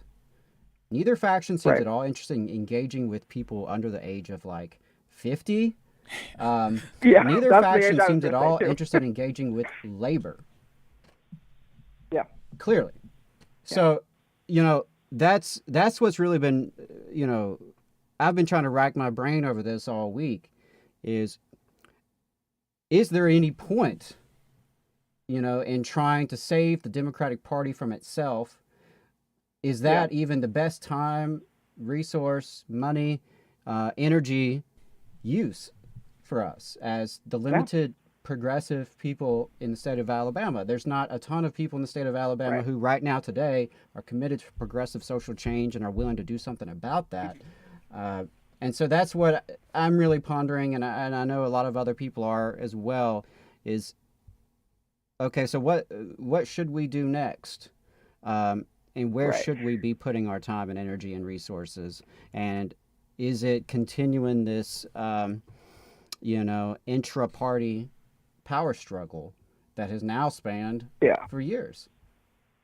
And I applaud you for doing what you're doing, and I don't mean to be dismissive of what you're doing, because I think it takes all people working in all spaces where it works best for them, right? That's not my scene, but if you can operate in that scene, I need you there, just like you need me in my scene. But that's just something that's really been on my mind, and that your comments brought it up for me. No, it's an incredibly fair question. And I will say I didn't get involved in the Democratic Party until after I was already very involved in, the labor fight in the state and involved in Birmingham DSA, which I would 100% encourage folks who associate themselves with the left to think about joining DSA. I think that we are building a structure within Birmingham DSA that doesn't lend itself to just constant infighting, and we're able to get shit done. But I wanted to join the Democratic Party because I think that it has a different role to play than DSA. I think that it can be an opposition party in a way that DSA can't right now. And I think that there's opportunities for collaboration. Now, I don't know if the party sees it that way. I have no idea if that's something that they would be open to. I've certainly gotten some hostility from folks who are members of the party. I've never heard anything from the chair about it. I take your point. I think it's hard to try and argue for folks to join the Democratic Party at this point. And I think you're right that we do have these two factions. And if we could bring some of these, young Democrats up into leadership, I think it would be tremendously better. The Youth Caucus has been a very different experience than sort of the other Democratic Party meetings that I've been in. So I'd really appreciate if we had some support and weren't like constantly threatened with being removed from the SDUC, because I think that we have a lot to bring, and we can, figure out how to move beyond these two factions and actually create a Democratic Party that functions and puts up candidates that can win. Which I will say, I will try not to harp on Tabitha too much, but that was what inspired me about Tabitha, is that she will talk about that we need to win. Like, we can't just, call ourselves Democrats and go do things because we're doing things. Like, we need to make a plan to win, because again, we are fighting against fascism. We are fighting for people's rights, for people's livelihoods. And if we don't do that in an organized fashion, the consequences are dire. And so that was something I appreciated, and something I'd like to hear more from the chair is like, what is our plan to win? Not just, we're gonna find candidates, we're gonna support youth. In theory, like, what is the plan? What's the strategy? What are the tactics we're gonna use? And I just haven't heard that. Right. And what are the goals? Concrete goals. Are you going to tell me 4 years from now that 100% of statewide offices will be filled, that 100% of legislative offices will be filled? Right. Is that a concrete goal? Should we aim for half?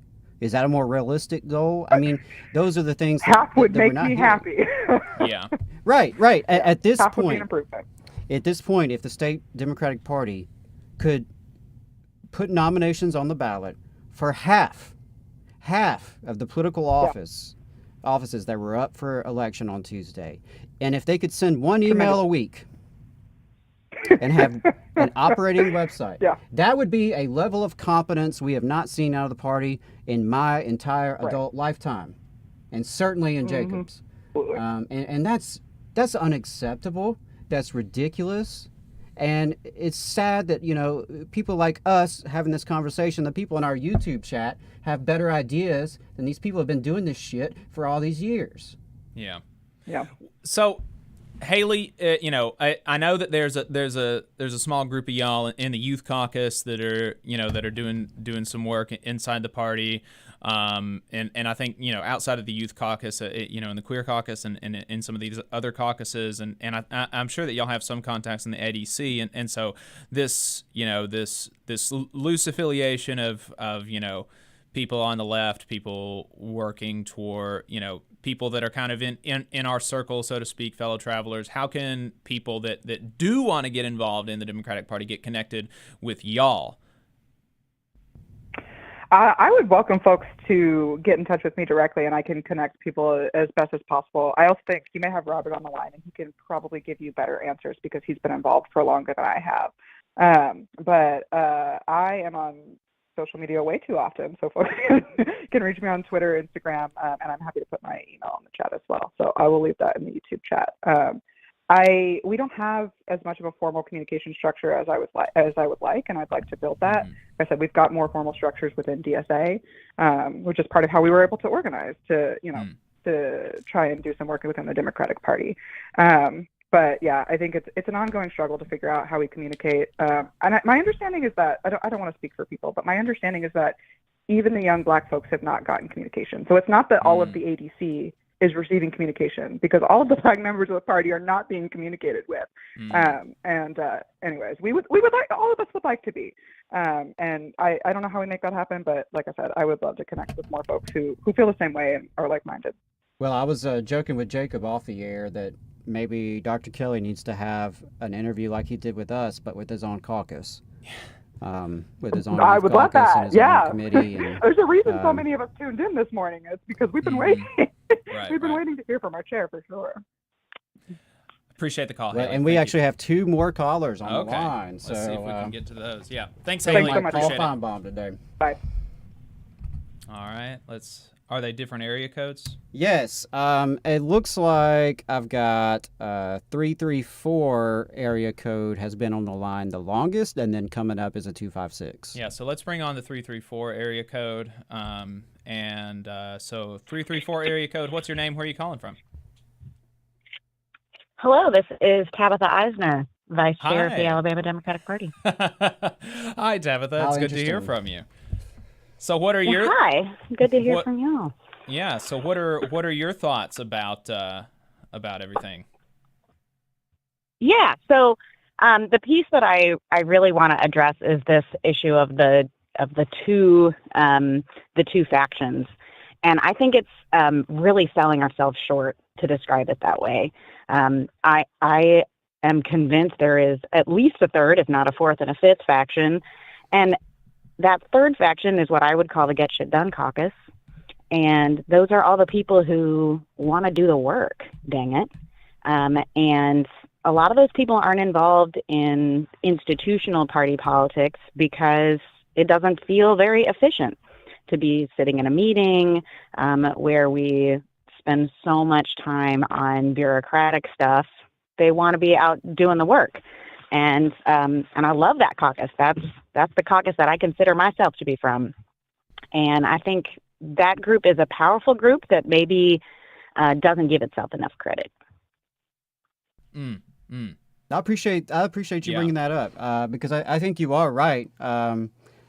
That I would say that caucus has not held any sort of power within the party that I can tell from the outside looking in. But there are definitely people, and I think the previous caller, Haley, who just called, is a good example of that. There are people who are currently involved in Democratic Party politics at the state or county level who are committed activists, who are committed to progressive change in the state of Alabama and are willing to actually do something about it.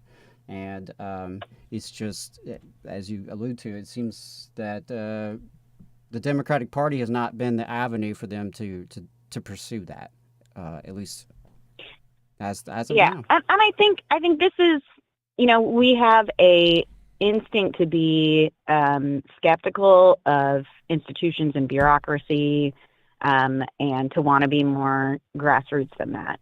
And I share that sentiment, but what changed me from being a purely grassroots activist getting stuff done to being someone who's involved in the institution of party politics is the fact that I recognized that is where the money is going right now. It tends to be going to the big institutions, and it's a barrier. You can only get so much done outside the party structure before at some point you do need to have a hand in the institution itself. And if we just give that up, if we just let other groups, other factions have all of the institutional authority and all the institutional money, we are making our lives more difficult. And we can say that we have the moral high ground, that we're not engaging in the nonsense they are, but also we're not getting the things done that need to be done. And the people of Alabama need to have people like us in charge. People who are get-you-doners need to be in charge if we're going to make real progress. So I think it's worth fighting for. And, I'm only vice chair. As Chair Kelley has pointed out repeatedly, that does not give me any power over the budget or decisions of the party. But it's a step forward, and, I'm going to continue to do what I can from that position. But, folks my age and younger, we don't think of, if we were running an institution, it wouldn't be an authoritarian institution. If we were running an organization, it's going to be, have shared leadership and lots of people doing lots of things, being empowered to do so. And, I think we can push for that. I think we have enough votes on the SDEC to push for that. But if we shake our heads and give up, then the two factions are just going to keep the white good old boys and the black good old boys are just going to keep fighting. And I think this party and the power that it holds. Yeah, I think that our question is not. I don't think that either of us, that we are certainly not anti-institutionalist, right? We're like, we're working in. We've both operated inside and outside. Yeah, and with the party, but with unions. Unions are big institutions, and there are some people that with some of the same problems, right? With some of the same problems, but we have been convinced that unions with with all the problems that are similar and dissimilar from some of the issues in the Democratic Party, that unions are a force for good, and that they're worth the time and effort, and it's not, and generally it's not a good bet to try to build something from the ground up or try to destroy the union apparatus and build something else. We are, more or less fully convinced that unions are good institutions, and we need to work to build them, make them more powerful, make them more democratic, and so on and so forth. But I think that our question is vis-a-vis the institution of the Democratic Party is just, it's not an institutional question, it's a Democratic Party question, I think. And like, would it be better to build outside apparatuses from the Democratic Party, maybe use the Democrats as a ballot line, maybe not, but as opposed to actually trying to take control of the apparatus, is that actually worth it, or can we just use it as a ballot line while building up our own stuff outside of that? And I think that's the question that Adam and I struggle with, as opposed to institutions, qua institutions, if that makes sense. Fair. Yeah. I perhaps stated it too strongly, but I think that question of like whether to give up on the Democratic Party as an institution, that's why I decided not to, is because right. I think it would be easier to reclaim the Democratic Party than it would be to start from scratch. But I think the answer is both. We need, powerful organizations outside the party, and we need powerful people within the party. We need all of it. And in the places that have succeeded, it's been because of alliances where people didn't have to agree on every single issue, but they built coalitions in order to get particular things done. And I think we can continue to, I think everybody should pursue what they're good at. If what you're good at is running, a DSA, go run a DSA. And if what you're good at is fighting for, party stuff, then do that. And if what you're good at is running a food pantry and other mutual aid stuff, do what you're good at. And if everybody finds their strength and is willing we're all talking to each other, partner with other people, yeah, that's when I think we're at our best. Yeah. And so I've got just a couple of questions, and then we'll let you go. And we appreciate you calling in. And I did want to give you an opportunity to, some of the more to just confirm or deny, I guess, the some of the more salacious things that Chair Kelley said about the crying on the floor or whatever. I think we've heard from other people that's not entirely accurate, but I wanted to, give you a chance to respond to that yourself. And then I wanted to ask, what is your plan to, we asked Kelley about his plan to kind of, turn everything into a get shit done caucus, right? And so what do you think that you can do in your position as vice chair? And so those are the two questions. Yeah, I mean, I don't want to spend a lot of time on the salacious claims. I deny those things. That's silly. I did not lay on the floor and cry. that was my assumption when I heard Okay. Have there been heated conversations at times with people? Absolutely. And what I take pride in is that when somebody wants to have a heated conversation with me, like, okay, let's do that. And I'm super proud of the fact that 9 times out of 10, that conversation ends with us finding common ground and being able to respect one another. But this stuff is passionate. This is stuff we care deeply about. So are there ever passionate conversations? Absolutely. And what it means to be a leader is that you, to a certain extent, you let people yell at you. A lot of people want to yell at me.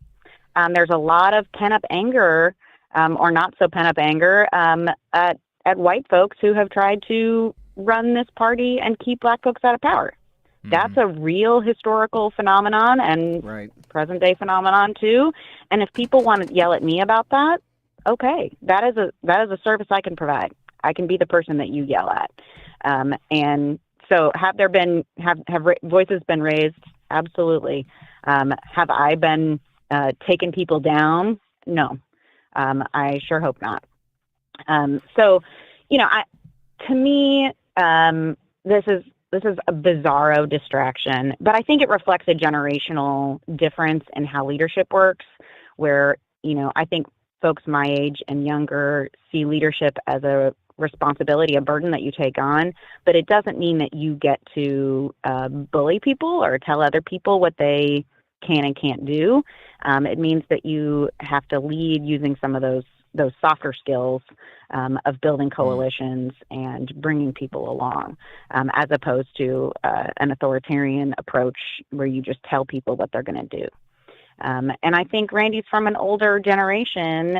Chair Kelley is from that generation that thinks of power as being authoritarian, where he gets to tell people what they can and cannot do. So, and I would love to see, if Chair Kelley put out a plan and said, this is what we're going to do to turn around the party. I do think it's my responsibility as vice chair to get on board with that plan and assist him in implementing it. But until that happens, until there's a plan in place from the chair, I'm going to keep doing my plan. And pre-election, my plan was I want Democrats to know how amazing they are, how incredible it is that they're doing the work that they're doing. So I spent a lot of time calling candidates and county chairs and encouraging them and celebrating the work that they were doing. And we knew it wasn't going to be a great election for us, but I at least wanted folks to know that they're seen, that their hard work and dedication is seen and appreciated. So that was my plan leading up to the election. My plan now is, I think we have to be building relationships at the grassroots level. So, I'm going to try to be creating small groups of folks who can get to know one another, build those relationships, and be able to support one another in the things that they're doing, and see how those different pieces fit together. Even though someone may not be acting in the way that you act, they may not be GSDing the way you GSD, that doesn't mean that we're not all getting good, important work done. So that's at the top of my list. I don't think that will conflict with whatever plan Chairman Kelley puts forward. And if I had my druthers, I would have his ear and be able to propose plans to him for what we could do to move the party forward over the next 4 years.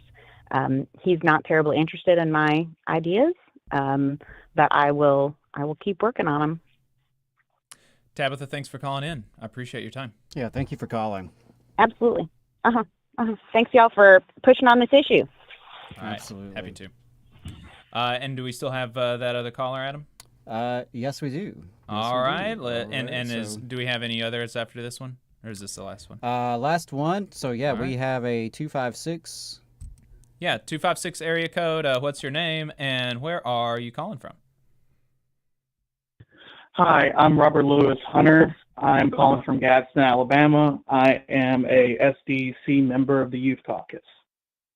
Robert, thanks for calling. Yeah, thanks for calling in. I appreciate it. Yeah, so what were your thoughts about that chat? Something. They were something. That's my overall. Not from your side, just. We tried, man. We tried our best. We did a lot of prep for this interview. I promise you. Jacob and I were on the phone last night, late, talking this through. We tried to have an interview that would be useful and helpful for folks. I don't know if we succeeded, but we gave it our best shot. If 2 or 3 people come out of the conversation more willing to work in and around the party, especially when it comes to labor aspects, the job had benefits. Actually, on that note, there were 2 or 3 things I wanted to specifically comment about. Number one, I was actually one of the people that was in the heated conversation with Tabitha Eisner and 2 ADC women. She did not get into a screaming match. Frankly, I was more heated than she was. This was right after the bylaw situation got turned down because not enough people had showed up to that meeting. And I was just making comments about like, hey, I'm of a different generation, I have different values, and I'm more willing to kick a leader to the side if they're not actually doing their job. It doesn't look like the chair is helping us in this particular way. And I'm a representative in part of the youth in my district and my county and the state as a whole. And when I get calls from other youth members, they tell me, why in the world should I get involved in the Democratic Party when they're trying to get rid of the caucus that protects them? From that situation, those two particular members, once it was clear that the African American who should be agreeing with them disagreed with them, left the conversation. As for the other one, I don't know how in particular the chairman got that information about Tabitha bawling out on the ground, because he wasn't there and most of ADC was not there because they boycotted the organizing meeting 4 years back. And I can also tell you that's not what happened. What happened was she lost, she got a little emotional and walked out, in part because, you know, she put a lot of time and effort. Like most people, they need a hot second to calm down after a particular issue like that. Or, you know, you put 5, 6, 9, 10 months into something and it just doesn't go your way. There's a lot of baggage that comes with that you got to work through in less than a minute. Right. Yeah. Yeah, I think that's perfectly reasonable. I mean, I think any of us who've ever tried anything close to that can relate, can relate to that moment and how difficult it is. Yeah. Well, I appreciate that. I think that's some good. No. I think that's some good context. As for if you want to get involved in something outside of the party, specific or technically inside the party, let me rephrase that. Specifically, the way the structure works in Alabama is SDC members are elected by their state house. If you live in House District 26, 34, 80, 89, or 101, those are all empty seats that you can run for. And if no one in the next, either you run in the next election or the next time we have a state party meeting, if you're the only person from, let's say, 101 that's a male, or in 101's case, they need both a male and a female. If you're the only person that fits that gender that is there from that district that wants to serve, you're automatically approved. And you can then vote on any party issue for the state party. Same thing for elections. If you want to get involved in your county party or in your house district that's actually going to be competitive or close to competitive in the next round of elections, State Senate 2 and probably 23 are good ones to get involved in. House districts elections of 2, 10, 25, 32, and 85, and districts that have colleges may have a chance to be flipped. And do y'all have, you're involved with the youth caucus, does the youth caucus have like an email list that people that are maybe supporters of the youth caucus but are not actually on the SDEC, is there do y'all have a way to communicate with outside supporters or ways for folks to get information from y'all?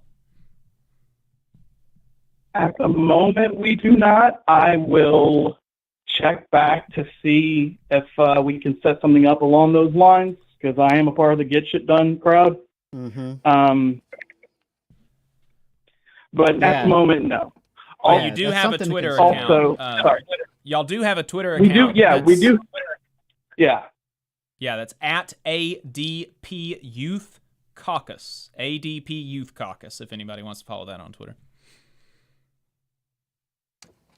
Robert, I really appreciate you sharing some of those specific you sharing some of those specific district numbers, and I'm going to be going back and listening to this call and kind of jotting down some of those, both in terms of SDEC opportunities as well as some of the more competitive legislative districts. So, yeah, thank you for bringing your data today to the phone call. I would also say thank you very much for taking time out of your day and energy out of your life to deal with something that is conflicted and has been conflicted roughly for the last 10 years. actually, on that point, I also want to make it extremely clear. How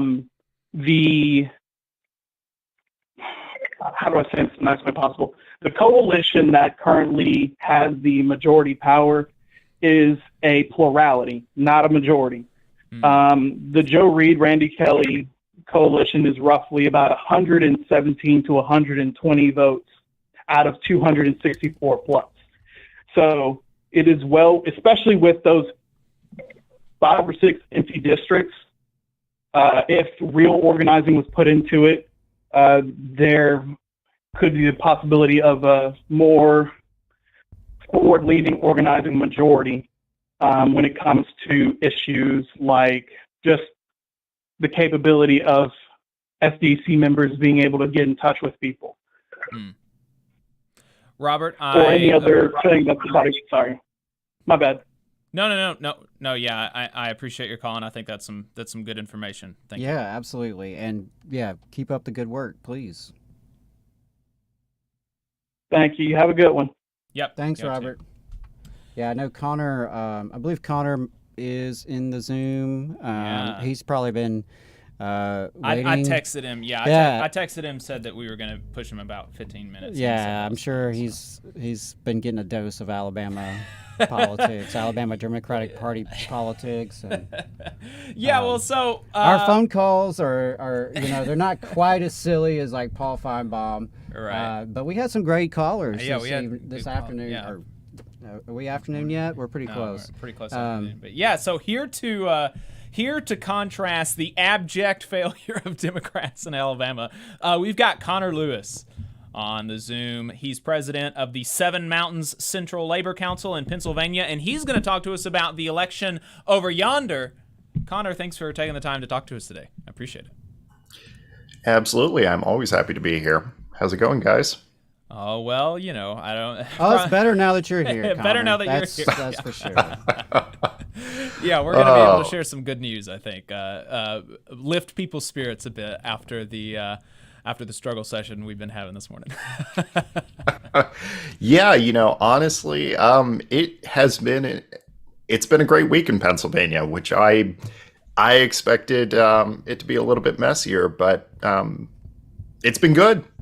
Yeah, and that's our understanding. And so for us, we are interested in, we want to dig into the why and the how the election turned out the way that it did. We want to dig into labor's role in it, which I understand was pivotal. But first, I guess, like just tell us descriptively what happened in Pennsylvania last week. Well, I'm trying to figure out where to start. So I think heading into the election, the majority of folks that were paying attention felt fairly comfortable about the gubernatorial race. And one of the big kind of narratives heading into this election in general is that there's been an effort just to kind of talk a little bit about the down ballot. This was an election where for the first time in over a decade, there were actually fair legislative maps, which was a subcurrent to the election that I think a lot of observers outside of Pennsylvania didn't pick up on. But really the expectation, just because of the expected kind of GOP headwinds in the political environment, is that Shapiro, the gubernatorial candidate, would win, that it would be a little bit dicier with the Senate race, and that there would be some kind of Democratic gains in the legislature, but that it would retain Republican control. That's not what happened.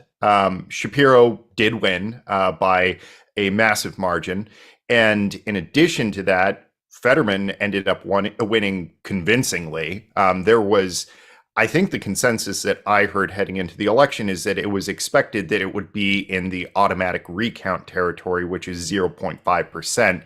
And it was nowhere near that. It's looking like it'll be somewhere between a 4 and 5 point victory when all the votes are counted. And Democrats, which this was on absolutely nobody's radar that it was possible, Democrats actually look like they will take control of the Pennsylvania House of Representatives for the first time since 2010. So this is this is running the table. It was on exactly nobody's radar that control of the House was legitimately in play. And there are still some races that have yet to be called, but the Pennsylvania House Democratic Caucus has basically declared victory and said that they anticipate that they will have the majority. And I think that there's good reason to believe that they're correct. So this is, I mean, from organized labor's perspective, this is just, I mean, I think that people are still kind of in a state of disbelief because there's been a lot of work that went into this election result. And even with that, I think that there was a general expectation that we would be better off than we were, before the election.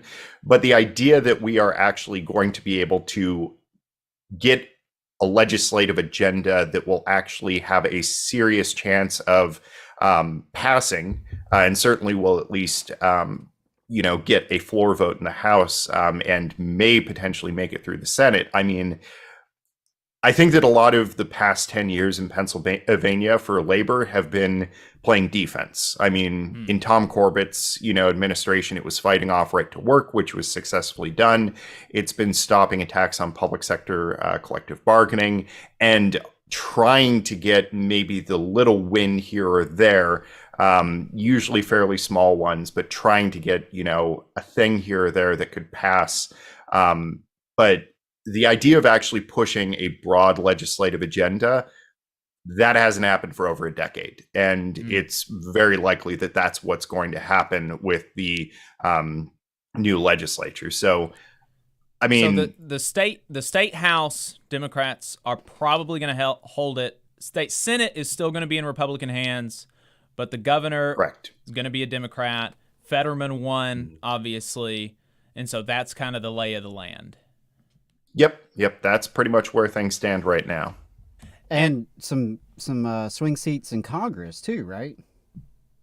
Yeah. So there was a lot of, I think, concern about Susan Wild, for example, Matt Cartwright, Chris DeLuzio, who is himself, from a union background, who is running to replace Connor Lamb. All of those were considered to be kind of seats that were at risk. Susan Wild's particularly was very close. Matt Cartwright is an extremely progressive Democrat, considering, that he's in an area of Northeast PA that's been trending a little bit more toward the GOP, but is union heavy. He was the prime sponsor of legislation in Congress that would establish a federal, right for public sector employees to collectively bargain. Again, they ran the table. I mean, pretty much, in fact, all of, Labor's endorsed candidates won their congressional races. Wow. So, which is a huge contrast to, frankly, the mess that occurred in New York, where things definitely went very differently. Right. Well, and certainly a huge contrast to what we were just discussing with the state of Alabama. Well, yeah. Well, and Illinois, I understand, had maybe not as spectacular a night as Pennsylvania, but they had a good night as well. They codified the right to unionize in their constitution, banned right to work in their constitution. So I don't know how much you could speak descriptively to the situation in Illinois. But could you do that? And also, maybe let's dive in a bit to the description of what happened in New York, just for people's understanding, and so that we can kind of compare and contrast what's going on in these different places. Right. Yeah, I could say I can't really say too much about Illinois, though I do know that one of the huge fights in Illinois was, of course, to codify the right to collective bargaining and ban right to work, which, on the other hand, you saw efforts in Tennessee to enshrine right to work in the state constitution. And so I think it was, a smart move by organized labor to really try to codify those protections now, because I will say that, as a former union member in Missouri, the fact that they codified the right to collectively bargain in the state constitution in 1946 has paid dividends down the road in, fighting off, GOP-led attacks on collective bargaining rights, et cetera, now. So, I mean, getting those things in is a must. and something that I think that labor should be looking at, even in states, like New York, New Jersey, just in the Northeast, where those rights don't seem under threat. Still get them into the state constitution, still make sure that those, protections are codified. In New York, I mean,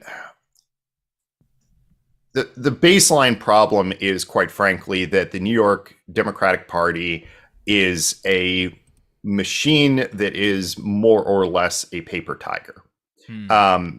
That realistically has been coasting on the fact that they have a 2-to-1 advantage in voter registration and declining to actually seriously campaign in any real way. And particularly, I think one of the biggest flaws in New York politics is that in statewide elections and just in general, they've coasted on their strength downstate in, the 5 boroughs in the lower Hudson Valley and really ignored upstate. And so I think that has really been a big part of a lot of the election results that they saw, where it was closer than average. And a lot of it is that really the New York Democratic Party has really neglected trying to have a presence in every single county of New York, because the assumption is that we can basically just win on downstate votes, on doing, decently well in Erie County, where Buffalo is, doing decently well in Rochester, doing decently well in Albany. We don't have to worry that much about actually having a presence statewide. And of course, they, in addition to just not really campaigning, just catastrophically messed up redistricting, which gave them a tougher, road to victory to start with. And they, given that, the fact that they messed up redistricting, it's really difficult to understand why they sat back on their heels so much in campaigning, and why, Kathy Hochul, really didn't do all that much until the late stages of the campaign, where it looked like Zeldin was actually going to make a run for it. It's hard to really understand why the New York Democratic Party just embraces that level of complacency until you consider that they still have, even though they did nothing, they still have a trifecta. Right. And the people that are going to pay for it are the rest of the American people, who are, that probably will decide if Republicans take control of Congress. It's going to be because the New York Democratic Party messed up redistricting, right, and didn't campaign. And there's no nice way to put it. They probably cost control of Congress. Yeah, and the leaving upstate alone and just allowing Republicans to dominate upstate, I think, is a really big contrast to what happened in Pennsylvania, where you showed a map of the state that showed the arrows were not scaled, so I'm not sure exactly what they were, but it looked like it showed on this state large swings towards Democrats across the whole state, and even larger swings in the more rural parts of the state outside of Pittsburgh and Philadelphia.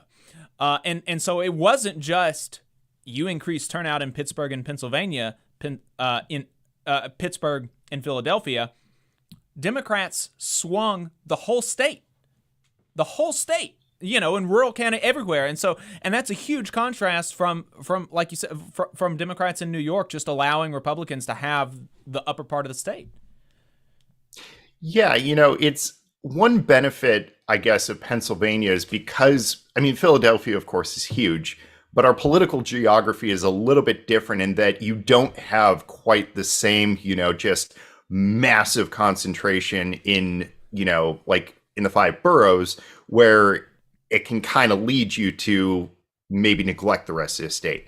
Because, of course, Philadelphia is an epicenter of politics. And quite frankly, even within Pennsylvania, sometimes the rest of the state is a little bit neglected, in favor of Philadelphia. But that's not what happened this cycle. And I'd contrast it, for example, to 2016, where the Clinton campaign strategy was basically to campaign in Philadelphia, campaign in Bucks, Montgomery, and Delaware counties, which are the three suburban counties and exurban counties that surround Philadelphia, and then to campaign in Allegheny County and Pittsburgh and the Pittsburgh suburbs, and basically have no presence in the rest of the state.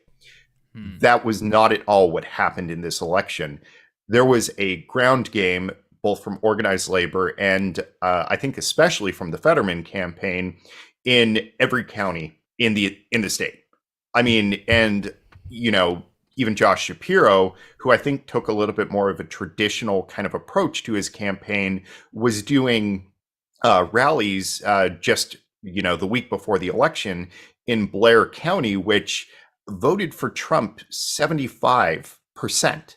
And you have the top of the ticket campaigning there a week out from the election. And I think that these are the kinds of things that produce that huge swing. And the interesting part about this election is that this election, unusually for Pennsylvania, is almost about everywhere but Philadelphia. Turnout was actually significantly down in Philadelphia. It looks like it was about 42%, which compared to about 52% in 2018 in those midterms. There were actually more votes cast in Allegheny County than in Philadelphia, even though there are significantly more registered voters in Philadelphia. And the fact that so many of those votes in Allegheny County and the surrounding counties, Fayette County, going down into southwestern Pennsylvania, Washington County, the reason that so many of those votes broke for Democrats, John Fetterman and Josh Shapiro, is because of labor's ground game. And particularly, a lot of credit has to be given to the Allegheny Fayette Labor Council and my union brother, Darren Kelley, the president of that labor council, which has been campaigning relentlessly in Western PA to talk to union members about this election. And it's weird, because it's almost as though the story of this election is everywhere outside of Philadelphia, which is not usually how things play out in Pennsylvania. Yeah, and that is, that is pretty interesting. And so what was so there was both a persuasion game happening within the labor movement to get union members to vote for Democrats, and there was also a utilization of union members to get other people out to vote, or to get other union members out to vote. Union members knocked on a lot of doors. I think Unite Here was very active in Pennsylvania in getting out the vote, as they were in Georgia, as they were in Nevada, right, with Culinary 226. And so what was the message from Democrats on the ballot that convinced labor to really go to the mat? Do you think that was good that labor really went to the mat? What was the message? Should they have gone to the mat so hard? Tell us that. So I think that a lot of the motivation in the gubernatorial race was really that Doug Mastriano was simply so extreme and was going to absolutely destroy the movement. He was going to sign right to work. He was going to attack public sector collective bargaining, that there was no option other than to, go to the mats and ensure that he got nowhere near the governor's mansion, and to ensure that we had a Democrat in office. And I will say that, one thing that I think really resonated with labor, particularly in the building trades department, with Josh Shapiro, who as AG really, has a little bit less to do with, there's not exactly as much of a labor record, though I will give him credit in that he tried to use the AG's office to protect workers as best he could. And one of the big things was just about, I think, a year ago, they reached a the AG's office actually brought criminal charges against a major contractor that's actually located in my labor council, Seven Mountains, that had basically stolen over $20 million in wages from their employees over the span of years. Wow. So over 1,000 employees, workers, had wages stolen from them, and through violations of Pennsylvania prevailing wage laws and the federal prevailing wage laws, and secured a $20 million settlement that got those employees. Some of them got checks for 5 figures in wages that were stolen from them. And I think that was a huge message that really resonated with the building trades because very few people are out there other than organized labor holding contractors accountable. And prevailing wage violations and worksite safety are huge issues. And so I think that was a big one. I think that for Fetterman, there was a lot of enthusiasm because it wasn't just a question of keeping Oz out. It was a question of electing a person that put unions and put organized labor front and center in his entire campaign. And you rarely see candidates put organized labor as central to their campaign as John Fetterman did. And it wasn't just in rhetoric. He was showing up and has, as lieutenant governor, consistently shown up on picket lines. He has done what he can do to support workers, even before he declared that he was going to be running for the U.S. Senate seat. And so I think that there was a lot, and I even saw it, just a small thing, like I had leftover, union members for Shapiro yard signs. I got rid of all of my Fetterman ones. Like those ones were going out quickly. And there was a level of enthusiasm that I think was because people really believed, and I think rightly, that Fetterman cares about organized labor, cares about protecting unions, cares about expanding the right to organize in a way that you just don't see from too many federal candidates or candidates at any level. Well, now, Connor, I don't want you to get ahead of your skis, though, because I read on Twitter that Pennsylvania actually confirms the power of the middle of the road, saying that this is from Matt Iglesias, saying Fetterman did great, but he also ran 9 points behind Josh Shapiro. Maybe that's because Shapiro was seen as more moderate than Fetterman, or maybe it's because Mastriano was seen as more extreme than Oz. But either way, Pennsylvania confirms the power of the middle of the road. So do you think that you're getting a bit ahead of your skis on this, on your analysis here? I'm trying to think what I can get away with saying here. we're off of FM, yeah. So we don't have those FCC censors here. So all right, I think Matt Iglesias should sit the hell down. To be honest, I mean, I honestly it's such an incredibly lazy take for so many reasons. I think that the biggest clear problem with the argument is that Oz had over $100 million spent in support of his candidacy, whether through attacks on John Fetterman or through, just media buys on his behalf. I mean, there was the airwaves have been saturated with things about Oz's candidacy, attacks on John Fetterman. I mean, it's been just omnipresent. Mastriano barely ran a campaign of being just a whack job fringe candidate. And I mean, he ended up spending, I think, at most $2 million on bought media, which is more what you would expect from a congressional campaign rather than a statewide gubernatorial campaign in a state as large as Pennsylvania. They are night and day, and comparing the two is just utterly ridiculous. The other point is that we've already tested the appeal of the middle of the road in the Senate race here. Connor Lamb got his ass kicked. He got destroyed in the primary because that's not what people wanted.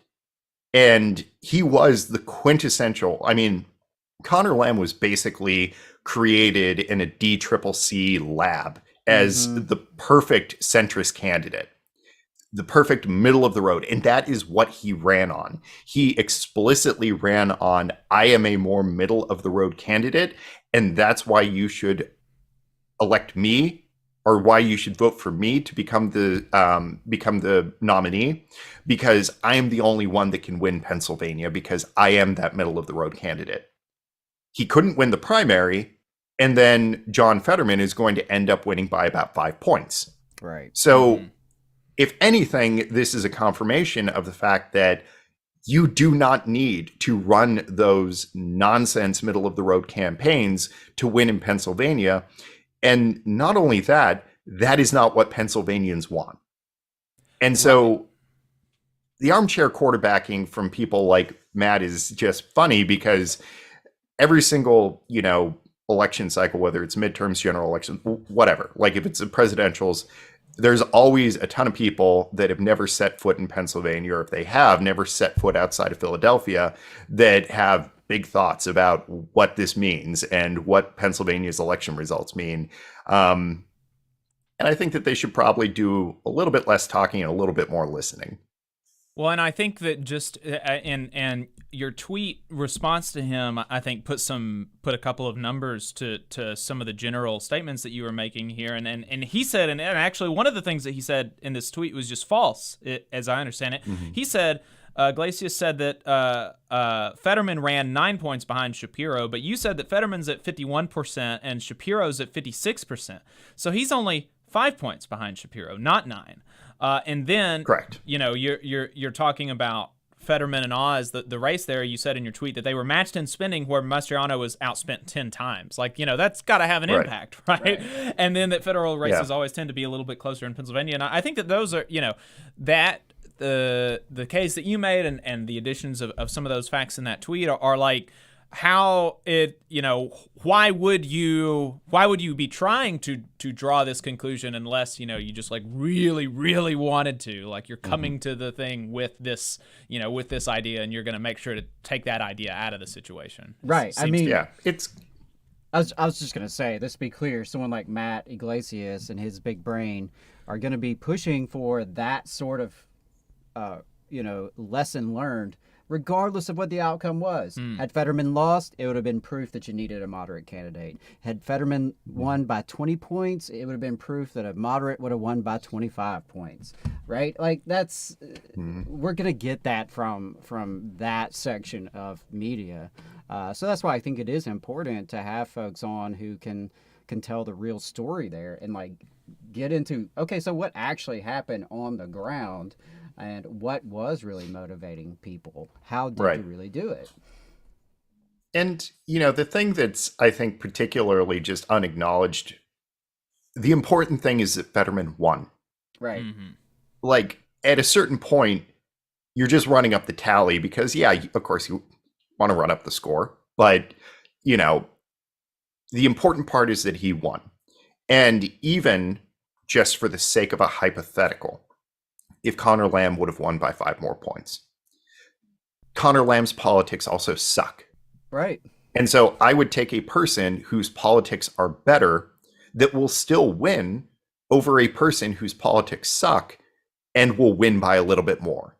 And that's what he just doesn't, because it's not about politics to Matt Iglesias in any real way. It's not about actual political values or ideology.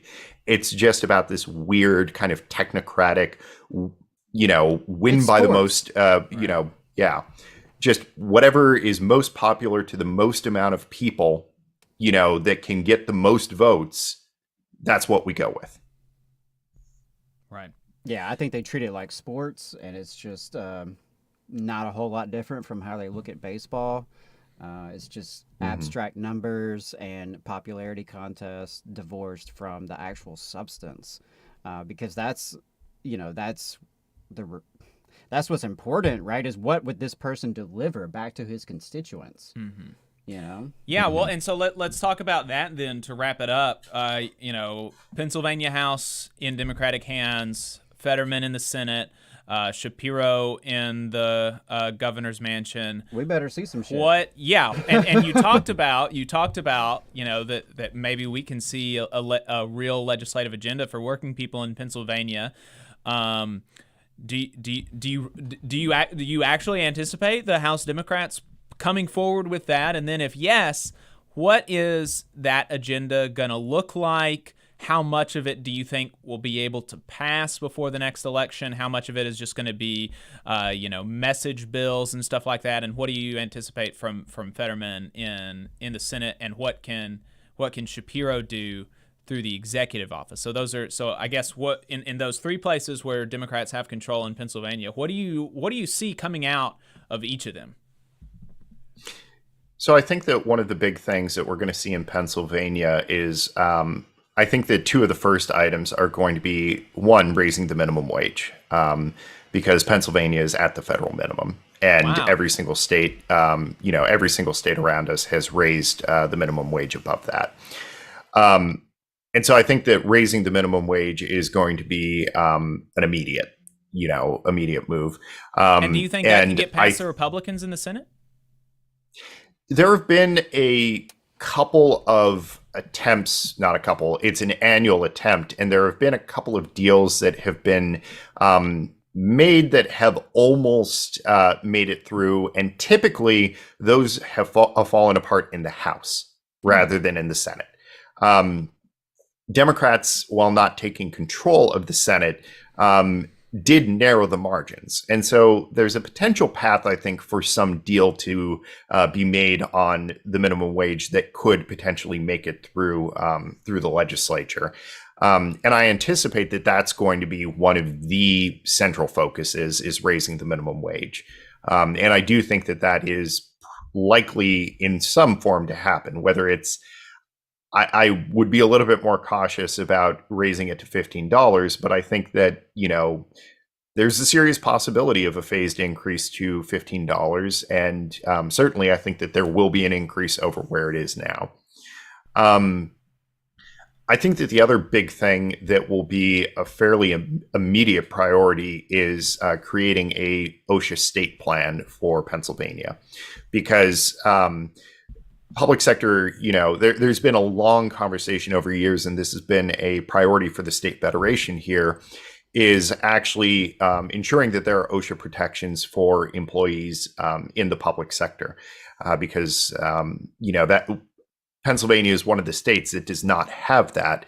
And, there's been a big push for it. And I think that that's something that I would anticipate being a fairly immediate discussion. And in fact, there's already been some discussions that actually even, prior to the election, some House Republicans were on board with actually, looking at expanding OSHA protections to the public sector, because there's a handful of House Republicans. I don't want to give them too much credit, but there are a handful of House Republicans that are reasonable on union issues, which is, there's still kind of that a couple of leftovers of that old kind of labor wing of the Republican Party here, because Pennsylvania, the bill that established the right to collectively bargain in the public sector was passed by a Republican legislature and signed by a Republican governor,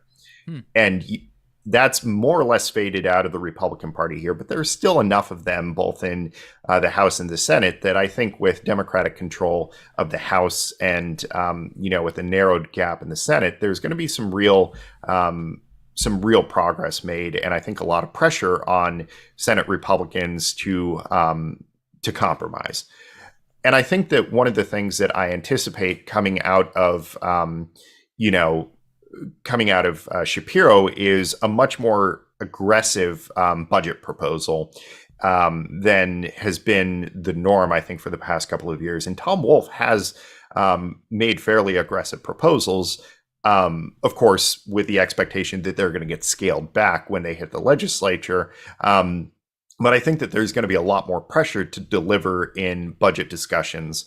And I think that a lot of underfunded agencies, for example, Department of Labor and Industry and the unemployment compensation system, I think that there's going to be some real possibility of discussion on how to potentially increase funding toward a lot of state agencies that interact with workers' rights and workers' protections that have really been, hard up for funding with Republican control of the legislature. And I also anticipate that, Shapiro will include in his budget proposal things like, a $15 minimum wage increase, things like that as well. So I think that one of the big question marks is with Shapiro becoming the governor, there will be an attorney general vacancy. And I think that there are a lot of questions, and I don't think this discussion has really started too much yet, but who's going to replace them? And I think that that does have some meaning for, organized labor and working people, because again, Shapiro has been fairly good about using the AG's office to go after, pharmaceutical companies, to go after, contractors that are stealing wages from their employees. And so ensuring that there's an AG that's going to continue that, I think, is a major priority. And I will say, quite candidly, my nightmare scenario is that Connor Lamb somehow ends up the AG. I don't know that that's too likely, but I will say that, there's a small list of people that seem like credible candidates that could also get confirmed by the Senate. And that, I think, is going to be the question mark. Is there still is Republican control of the Senate. There are some guide rails that prevent them from really stonewalling. They're going to have to act on confirmation. They can't just decline to fill the position. They have to actually vote within 25 days of the nomination being made, or the nomination is deemed confirmed.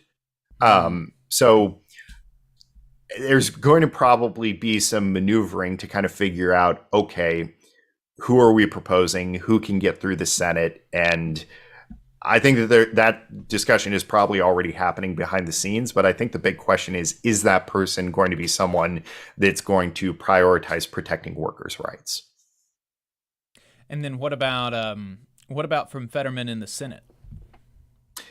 I think that he is going to very quickly become one of the most vocal proponents of the PRO Act, which, obviously seemed to hit the skids. But if Democrats are able to pick up 51 seats, which looks like a very real possibility, depending on how the Georgia runoff goes, I anticipate he's immediately going to become a co-sponsor, and he's going to become one of the biggest advocates for it. And my real hope is that he is put on, I think it's Labor and Education. They have different names for the House and the Senate, but, the Labor and Education Committee, right. Because, I think that he would be an incredibly strong voice for workers if he is, assigned to that committee. So, and I feel fairly confident that he would have some interest in that committee. I have no inside knowledge, but just based on how central organized labor has been to his campaign,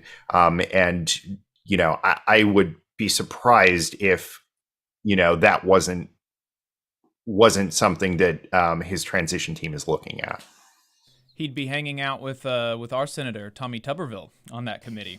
So, I truly hope that I saw this tweet, and I really hope that it's true. It actually truly happens, but they really just need to assign Fetterman to just like shadow J.D. Vance everywhere and just loom over him as. And honestly, I'm hoping that they change the Senate rules to actually allow or to change committee assignments so it's not by seniority, but it's by size. So I feel like Fetterman is going to have his pick of, what committee he wants to be on. He's a big boy. Yeah, I saw another one It was why does Fetterman, the largest of the senators, not simply eat the other 99? so maybe we can see that and just have like the U.S.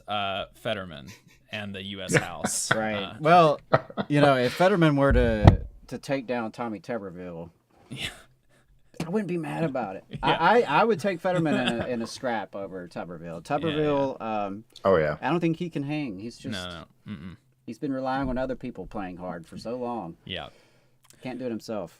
Well, Connor, I really appreciate it. I think you've really broken down the situation in Pennsylvania really well, and it's definitely a ray of hope. Looking to see good things and good reports from you out of Pennsylvania on the show in the future. Absolutely. Thanks, man. We really appreciate it. Yep. Have a good weekend. Thanks for all you did for the election. Absolutely. Great work. All right. Thanks, folks. All right.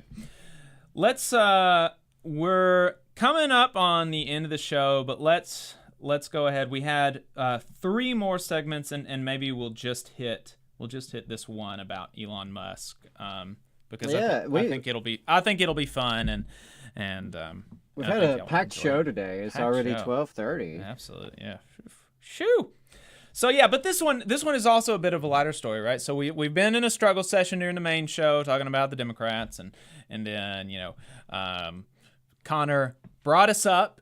He brought us up on some serious stuff, but this one is just kind of mostly just kind of funny and illustrative, and but we will be able to tie it to some broader trends of employer-employee relations, and that is Elon Musk's acquisition of Twitter. We saw the public back and forth between him and Twitter before he owned it, where he variously tried to back out and push forward and back out again, and ended up, the thing was that the shareholders at Twitter called his bluff and made him pay up, because he made the offer at a price point that was above what Twitter was worth. Oh, it was inflated. Yeah. Absolutely. A $44 billion offer.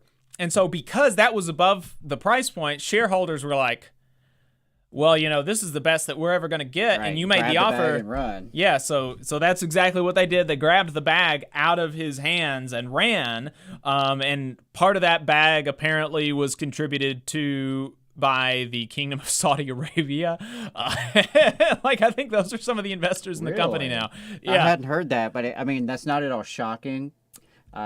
They're like, I guess I should assume that someone like Elon Musk has some business dealings with the Saudi. Yeah, Saudi Arabia is the second largest shareholder in Twitter. Second largest. That's my understanding. Let me make sure that I'm not peddling. Saudi Prince Al Walid becomes Twitter's second largest shareholder. Yep.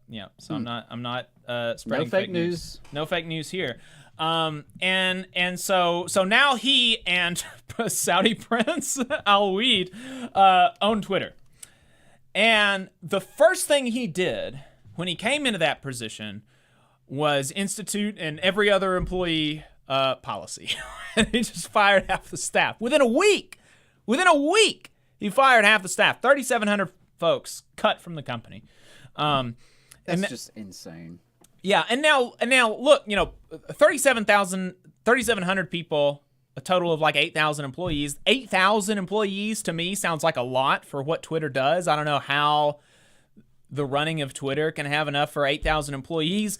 And so, I'm not saying that maybe there's not some fat to be trimmed there. It's possible. Right. But and I want to say that as well, too, because I acknowledge that many of these employees at Twitter are some of the most privileged and comfortable employees in the country, because while they may be workers, they have comfortable office clickety-clack on the computer jobs, making 6 figures for a silly website.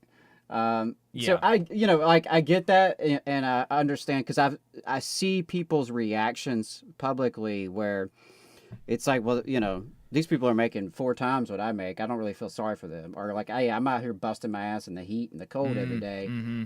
Do I really feel bad for Twitter employees? And it's like, yes, we can acknowledge the relative privilege and comfort that presumably most of these employees had. I'm sure not all, but presumably many of them. We can acknowledge that while also still seeing just how messed up it is. Yeah, and how, like, feeling some amount of sympathy for the people that were laid off, but also, like, recognizing the arrogance and the silliness of somebody coming in and in less than a week firing almost 4,000 people. Right. Right. I mean, even if we feel no sympathy, even if we think that these people deserved it, even if we think they deserved it, like, let's just grant that just for the sake of this 2 minute conversation here. How can you, just from a business perspective, how can you possibly know that those 3,700 folks were not an asset to the company after only a week? Like, that's just physically not possible. Of course, you can't. You cannot know that, and that's the answer from a just from a business standpoint. I'm just going to run a business. You cannot know that almost 4,000 people are not an asset to the company in a week. It goes beyond being like cold-hearted, cold-blooded. It's just stupidity. Right. Like actual foolishness. I mean, even like if we were to accept the role of CEO and owner as legitimate, and let's just say that we do, for the sake of this hypothetical, we both hate Twitter employees and we believe that bosses deserve to have their position, right? Neither of these things that are things that we hold, but let's just say they do. Let's just say that we do. Bosses are legitimate. We hate Twitter employees. Okay, moving forward.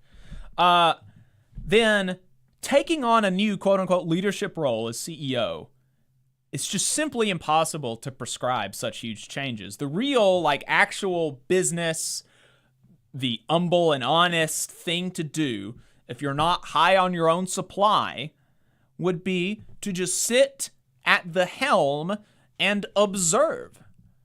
Go talk to these department heads, talk to the people in the, just observe for like months, for 60 days at least, just 60 days, and just see how the company is run currently. Right. How are things being done? You have to assess what you're inheriting. Exactly.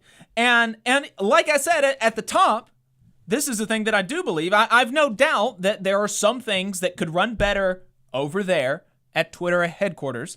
They can, anywhere there are things that can be done to improve it. And maybe it's possible some of those positions were superfluous. I'm totally down for that, but he cannot have known that in a week.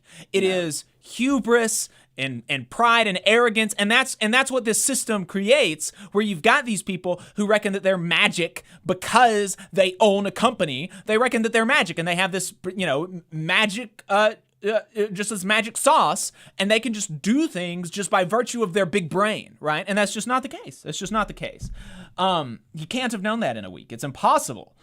And one reason that we know that is a physically impossible task is because he admitted it a couple days later. Let's put this graphic up, Adam. This is from Matt Navarra on Twitter. Confirmed. Twitter is now asking some fired workers to please come back. Some were laid off by mistake. Like just an accident. Whoops. Whoopsie daisy. Some were let go before management realized that their experience is needed to build new features that Elon Musk is planning. Good Lord. And that's the thing that you would learn if you were not high on your own supply and you recognized your fallibility as a human and you didn't have this high estimation of your own brain. This is the thing. If you sat there for 60 days and you just observed, this would not have happened, right? You would not have accidentally laid off people by mistake, and you certainly would not have laid off people that people that you needed their experience. You wouldn't have done that. You wouldn't have done that if you had just done the smart businessman thing to do. But that's not what he did. He let people go, even though he needed their experience to build new features. And now more folks are leaving, specifically folks in privacy and security. stating that Musk is trying to roll out new features without having those features go through the proper review and these new features that he's trying to roll out is potentially putting users, which include governments and government officials, right? Union officials, at significant security risk. These folks, as they left, like heads of security departments and whatever, they actually said that the FTC could potentially fine the company billions for the things that they're seeing before they left. And they disseminated information about whistleblower protections as they were walking out the door. That's always a sign of a business going well, when people are quitting and spreading messages of here's how to be a whistleblower as they leave the office. And, I'm glad you mentioned that about the FTC, because there is a consent order or consent decree that Twitter is locked into with the Federal Trade Commission regarding user privacy and user data. And so FTC has already come out and said they are very concerned about what they're seeing, and that there are tools in their toolbox through this consent order that they plan to use. So he's got more trouble on the way, almost certainly. Yeah. And that's not something, and I've seen some people talk about like, oh, this is just because you don't like that he's a Republican or whatever. And no, like, obviously, like, how can you not see that there would be serious security concerns associated with changing a platform that hundreds of millions of people use for private communications, for public communications, that they have passwords that might be linked to bank accounts, to government services. All of these, they're real security issues that are going to implicate people's lives. And so the FTC should absolutely, as a nonpartisan thing, take the issue of American security seriously. Right. That's a real thing. And certainly hold the company accountable for its own promises, more or less. Right? You've gone on the record. Yeah. You have to be held accountable there, and you just, like one of the commenters in YouTube, like, you just have to wonder, what was the plan? What did you think any of this through? What were you trying to accomplish here? Because it's just one, like, snafu after another. It's a comedy of errors with this. Right. One of the new features that Musk wanted to roll out was Twitter Blue, which included an $8 a month verification badge, which was previously how we knew that somebody was real. But now all it says is that people paid $8 to Twitter. Right. And that went about exactly as well as you would think if you were not a dumbass billionaire high on your own supply. Right. But let's take a look at a couple of these highlights from the 2 days of Twitter Blue verification. We have a verified George W. Bush account saying, "I miss killing Iraqis," being quote tweeted by a verified Tony Blair account saying, "Same, TBH." Probably two of the more accurate things to ever be associated with those two individuals on Twitter. No doubt. We have a verified Eli Lilly and Company saying that we are excited to announce insulin is free now. That got a lot of likes. Oh, yes, it did. It had a lot of real-world impact, right? That you're about to share some numbers. It's going to be interesting to see how that happens again. Yeah. Then we had a second different Eli Lilly account that was verified say, "We apologize to those who have been served a misleading message from a fake Lilly account about the cost of diabetic care. Humalog is now $400. We can do this whenever we want, and there's nothing you can do about it. Suck it. Our official Twitter account is @LilyPadco."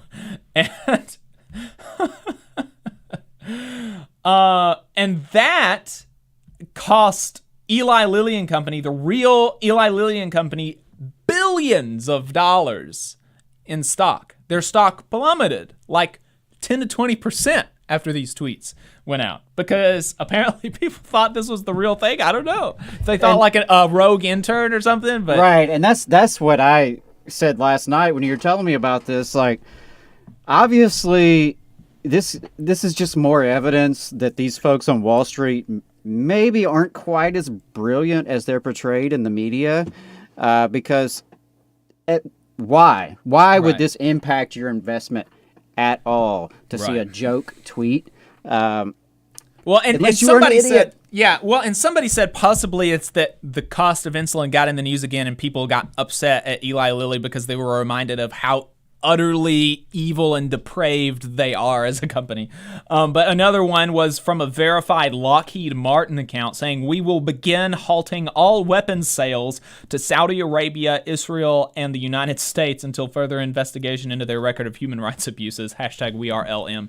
If only. Yeah. If only. Yeah, now, the Bush tweet, mostly just funny, but the stocks of Eli Lilly and Lockheed did drop by literally billions of dollars after these fake tweets. And so the ability... Probably had some sad folks here in Huntsville. Probably. So the ability to buy a blue check for $8 was axed after being available for 2 days. We are still getting some of these fake parody accounts because people who already had Twitter Blue are still keeping the blue check. And so some people are still changing their account names and stuff like that, who only have Twitter Blue. So we'll see what happens. But I'm sure that we'll get some more fun ones. But, Bernie responded to Eli Lilly's actual response, which Eli Lilly's actual response is, "We apologize to those who have been served a misleading message from a fake Lilly account. Our official Twitter is @LilyPad." And that's the real, actual Eli Lilly and Company. And Bernie responded to that, saying, "Let's be clear, Eli Lilly should apologize for increasing the price of insulin by over 12,000% since 1996 to $275, while it costs less than $10 to manufacture. The inventors of insulin sold their patents in 1923 for $1 to save lives, not to make Eli Lilly's CEO obscenely rich," which is true. But he got quote-unquote fact-checked by Elon Musk himself, presumably trying to, assuage the fears of advertisers and investors in the company. Yeah, turns out when you lay off the entire comms department, you just have to individually go respond to everyone's concerned tweets.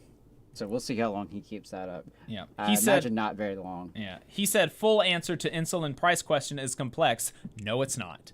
Short answer is that original insulin, discovered in 1921, not 1923, oh wow, is inexpensive, costing as little as $25. New, higher efficacy analog variants of insulin are more expensive." So how much do those new, higher efficacy analog variants of insulin cost to manufacture? Not $275. Right. And that is the thing. Okay, so maybe original insulin, I don't know exactly the numbers, but I'm confident. I don't know the exact numbers, but I'm confident of the dynamics. And the dynamics are going to be something like original insulin is inexpensive and costs $2 to manufacture per dose, whereas new, higher efficacy variants cost $10 to, and that's more 10 times more expensive if those are the numbers. But that still doesn't justify $300 for insulin, and that's the thing. That's the thing. Absolutely not. This is all very funny, but of course, it is going to have actual real impacts on the employees at Twitter, former employees and current employees.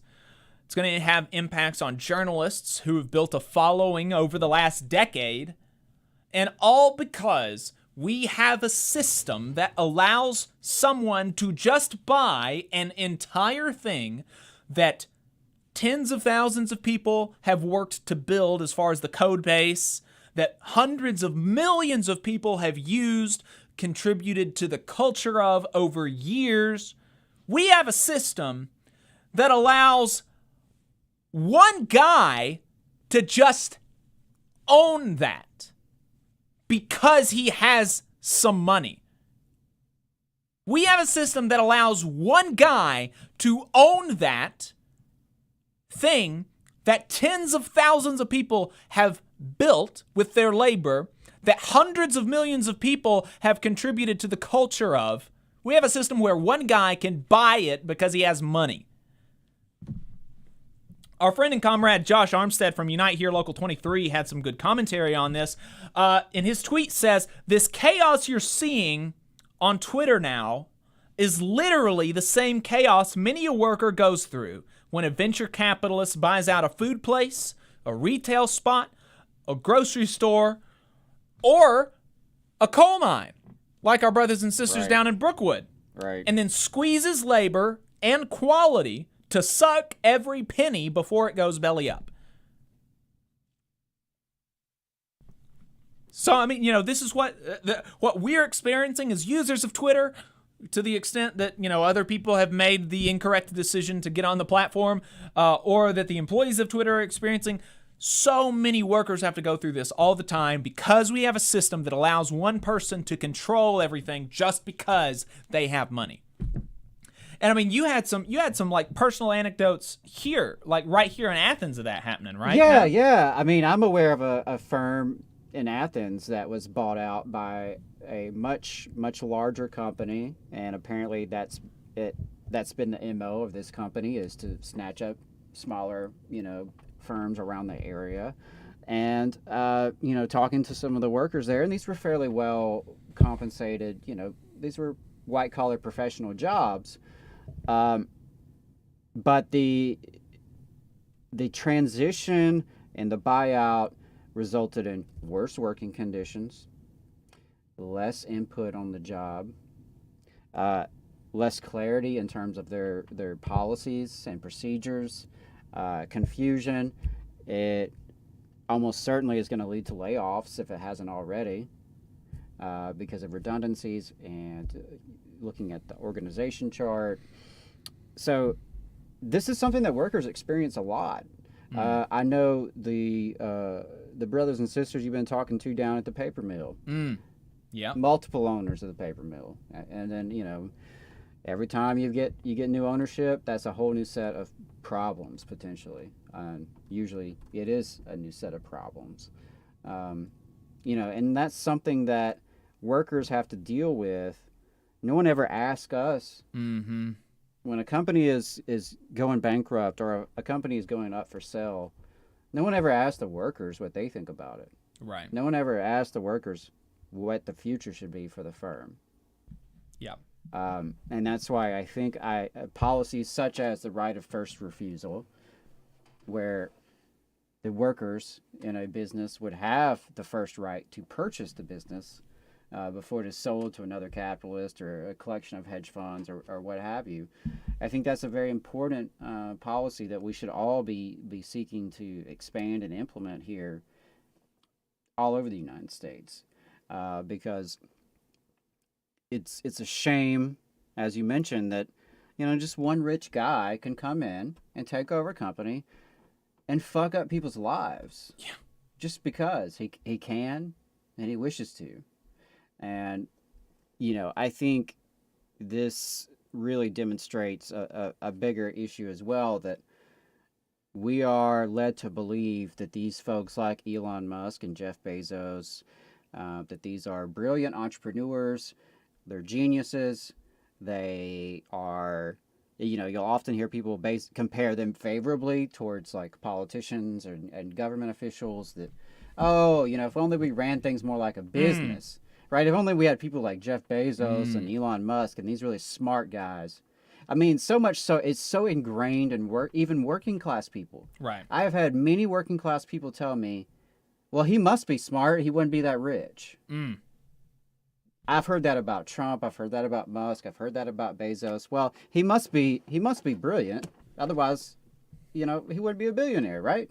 Right. And I think this is good evidence that the oligarchy is not sending their best folks. Yeah. They're not sending the best and brightest. And just because you have risen, or in most cases, been born into a position of tremendous wealth and power, does not equate with intelligence, does not equate with rationality, does not equate with efficiency. And so those ideas which swirl around in our society and our culture and permeates, it's bullshit. Yeah. It's bullshit, and if anything comes out of this whole Twitter fiasco, I hope that some folks do think about it. And I suspect that Elon's popularity has really tanked in recent months because he has been showing his ass, and he has been kind of alienating even more people than he had previously. But I really hope that, at least for some folks, it sheds light on this mystification around these billionaires and these entrepreneur figures. They're elite because of the wealth and power they have, not because of their intelligence, not because of their ability, not even because of their ability to run a business well. Right. That's not required. That's not required. And in our economy, especially given the amount of monopoly power that is present throughout our economy, you don't have to be a brilliant businessman to make a lot of money.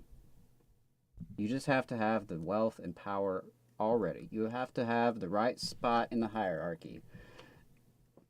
Yeah. And so we'll see. We'll see what comes out of this Twitter fiasco, but I certainly hope that it is a wake-up call for some folks, and makes it harder and harder for the media and these capitalist lackeys to push this out into our consciousness.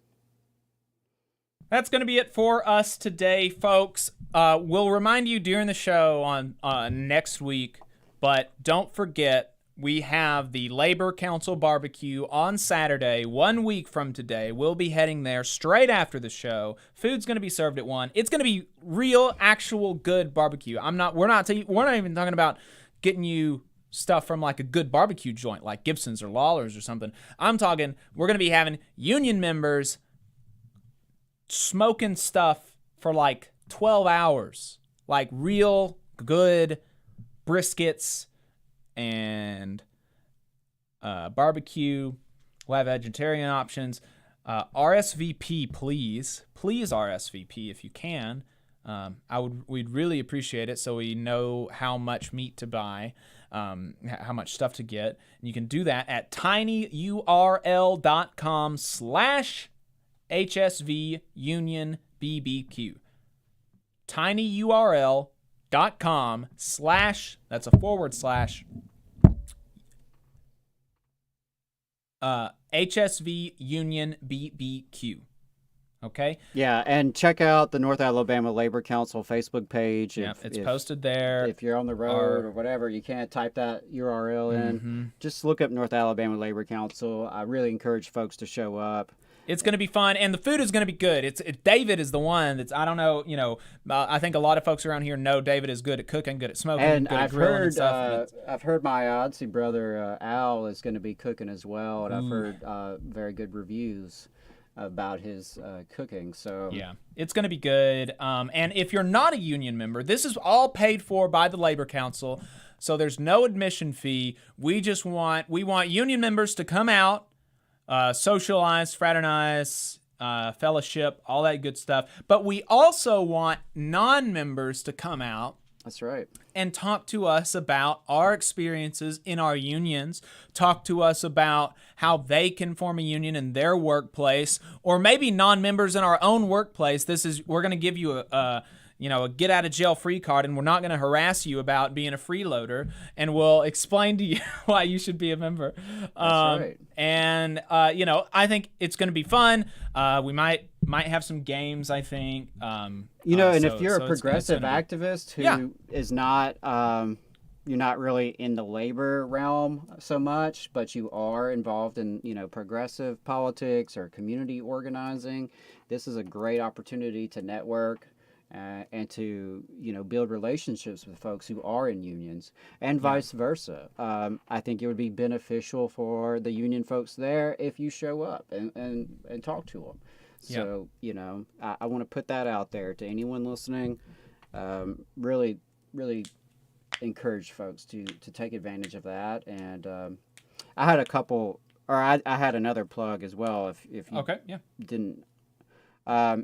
Monday evening at 5:30, the Huntsville Police Citizens Advisory Council, the HPCAC, is going to explore policies and facts surrounding use of force during a public forum at the Richard Shower Center. That's in North Huntsville on Blue Spring Road.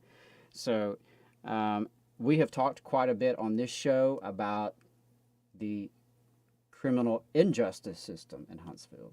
And we've talked a good bit on this show about the police violence in Huntsville, to include a murderer cop and to include riot police who rioted against peaceful demonstrators 2 years ago. So we've talked a lot about that. I wanted to put that on people's radar, especially those of you who are more local. Monday night, that's this Monday night on the 14th, there will be an advisory council meeting regarding police use of force. I know that United Women of Color and the Citizens Coalition for Criminal Justice Reform, they have put out a call encouraging people to come and participate and be informed. So if you are at all available and interested, definitely want to put that opportunity out there. All right, folks, that's going to be it for us today. We will see you next week, and all power to the workers.